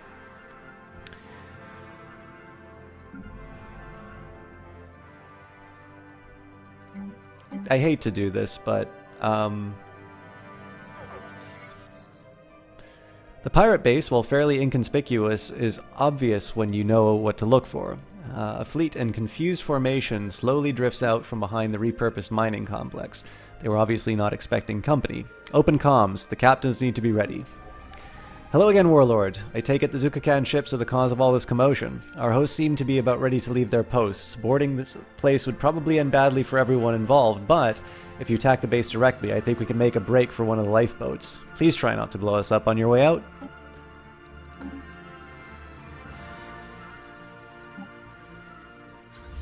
Alright, the music's hopeful. This has to work.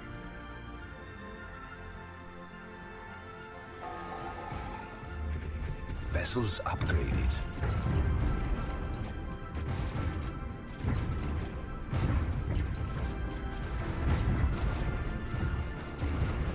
Construction complete. Construction complete.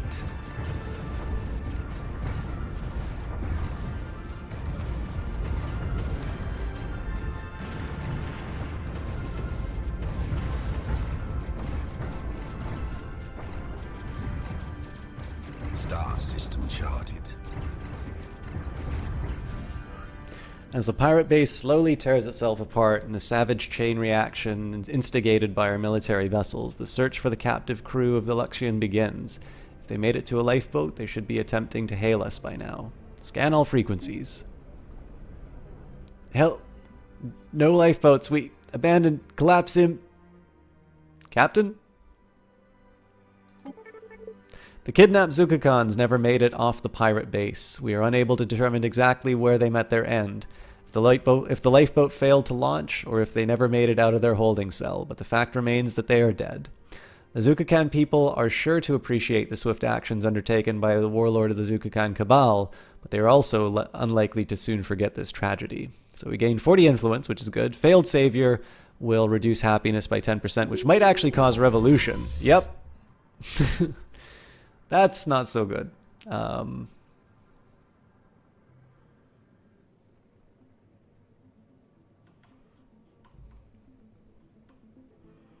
Okay, we're not too dinged up, it looks like. So let's go hunting for... those guys are actually kind of strong. They're all kind of strong. 7... Yeah, you know what? We'll heal and upgrade. Alright, so I think that's going to be it for tonight, guys. We'll talk a little bit about what was going on. So in terms of pushing the advantage, we basically want to do as much as we can to keep these guys fighting against each other, if we can, in terms of resources. It's good that the Zum are sort of getting the upper hand, because what this is going to translate into is once I vassalize them, which I have the strength to do now, that basically just means more resources from which I can draw from. We made a decision that we were going to expand leftward because of some of the mega structures, and as it turns out, we've actually got a few good systems. Looks like we've got another wormhole, which is nice. I do need to actually eventually I need to explore the existing ones that I have. We've got them defended, but we still don't know where they go. That sounds like a good thing for this ship to take care of, actually. So we'll explore these two once we're done exploring the homeworld. It looks like we're actually pretty good in terms of what we can claim. So we've got the science, we've got the 10 minerals, and it looks like there's a couple of planets with just things like energy and such. But the main reason we want this, of course, is for all the science. What will likely happen, I do sort of want to get my line down to sort of prevent the Yapthi from sort of sneaking in along the side. Looks like, so yeah, continental world size 18. And we can't really do much about the arid world yet, but basically if I can sort of snap up a few of these things, even if I had sort of a territory that wound up looking like I don't know, I think if we got something like this, well, actually we could head out to, like, I think if we take this little trio here, we'd basically just need to defend from here. Well, what I could do is I could put like a defensive platform here and a defensive platform here. In reality, I'm not going to do that. In reality, I'm going to wind up putting all my like spaceports on home worlds. But I think what I'll probably wind up doing expansion-wise, actually we can do that right now. So I'll expand out to Ascension's End and Hendesdawn. Hopefully, this is actually a pretty high priority one for me. But as long as I can sort of get this line done, I kind of get to say, it's like, okay, so I can worry about expanding this out at my leisure, and I can start considering sort of my eastern expansion as well. So what it'll be is there's going to be a little bit of a cycle that we do. So seeing as we were able to gobble up some resources from the Zum, what this is going to translate into is next round, it's going to be vassalization for them. And that'll just be another thing to kind of put money in my pocket. For these guys, I need to sort of figure out what I want to do with them, but probably get as many slaves and whatnot is not a bad first plot. But that's going to be sort of the military focus. And then on expansion, I kind of want to... I have two options ahead of me. I can try moving eastward to gobble up... like this tropical world's pretty good, so I'll try for that.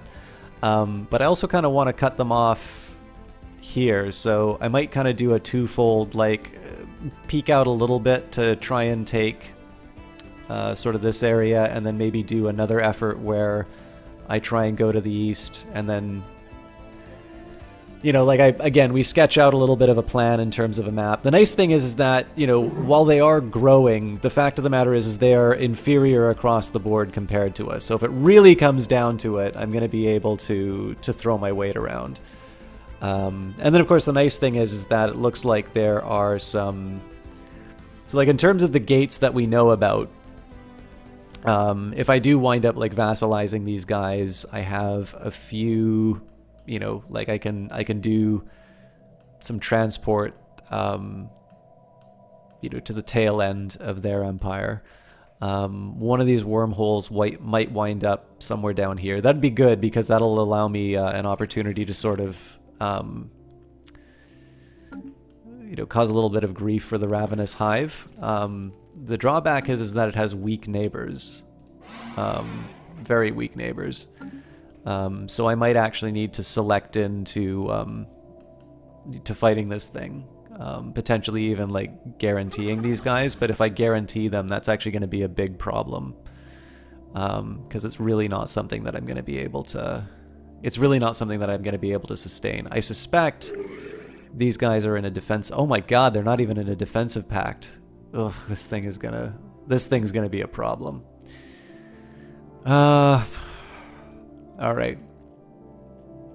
So actually, with that in mind, I think there's going to be a twofold task for me. Not only do I want to... So I need to lock down my part of the galaxy first. That's going to mean finishing the line and then doing Eastern expansion here. But I think I'm going to need to go to a point where I actually get myself into a position where I can fight these things. Even if that means that I'm going to like go to war with these guys and turn them into subject or something like that. Like, I do not want to deal with a ravenous horde having like half the galaxy and then turning its attention to me. But well, I mean, I can decide all of that. The big problems that I have right now, so I've fallen a little bit behind on my my navy. I am going to need to I'm going to need to build that up again.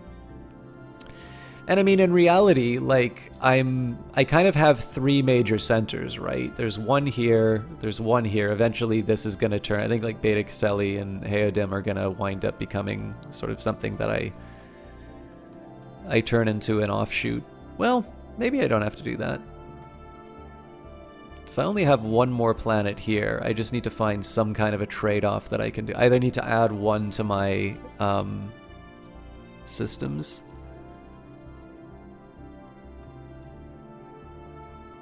Yeah, I need to think about that. Anyways, I think there are some ways that I can manage this so that I wind up keeping Tistra. It'd be convenient. That way I kind of have, like, this is a nice big center. All this stuff sort of remains under my control, and then the sector winds up being, like, all this extra stuff that gets added. Also, Eglor is, like, fully developed, so I should probably... Why are these guys so pissed off? Oh yeah, it's the failed savior thing. I should start taxing them. Oh god, should I start taxing them? Maximum tax. God, that felt good. But yeah, so, again, I think next time we play, a lot of focus is going to be on the east, though not to a point where I completely ignore building this wall. And then I think probably what the next, probably within like 2 or 3 streams or something like that, what's going to be happening is I'm going to need to make some decisions in terms of what's the best way for me to grab a lot of planets. because like my ideal would be something like offering protectorate status, but that's particularly difficult to do as pirates. And in theory, you know, I can just throw my weight around and say, okay, you know what, congratulations, you're now mine. But that will only go for so long, and that will still have some costs in terms of, you know, gaining things. And the important thing to remember here, right, like, so let's say the Yapthi, right, what do I gain? Well, just 4 planets. Like, how far away am I from victory? I mean, like, 4 planets doesn't do a whole lot for me. So it'd be nice if I can just sort of focus, like, if I can focus on things that I know I can't own, then eventually what's going to happen is I'm going to be able to build up my influence so that if I want to make a claim on a planet and say, that's mine, I can take it. Or if I want, you know, I turn it into a vassalization game or something like that. But again, the contours of the universe right now, like or the galaxy, I sort of get it. I sort of roughly know, but I'm not 100% sure what my entry plan is going to be. I definitely want to be focusing on this part if I can. Because I do not want the Vonocon host to wind up, you know, expanding at a rate that I can't handle it. The fact that this thing is still equivalent is actually a major concern for me. But we'll see. Like, it could this could still turn out in my favor. I also don't remember if this is something that this creature originally had. Anyways, I hope that was mildly educational. I am now like half an hour over what I was originally planning, and I think a lot of you are probably asleep now. So there are a lot of good people streaming right now, but I do like hosting Ponce, and I don't know what this game is, so it's called Wizard of Legend. Ponce is a great guy that I met in Vancouver. Definitely recommend. He doesn't really do League of Legends anymore, but he's definitely one of the calmest MOBA streamers that I've ever had the pleasure of watching. So I definitely encourage you guys to hang out, see what his stuff is about. Just a little bit of housekeeping that I should have done at the start. So the Dirty Rectangles meetup is this Wednesday. I did not realize that. So I know I normally dedicate I normally dedicate Wednesdays to Cultist Simulator, and I don't want to miss the weekly Cultist Simulator. So in the worst case scenario, that becomes Friday's cast. What I'll probably try and do, I'll either skip my museum visit on Thursday. I don't think I'm going to cast tomorrow, but we'll see. But I'll see what I can do to make sure that that you guys get you guys get your Cultist Simulator. And if there's a day that works better than another one, you can always let me know on Twitter. Anyways,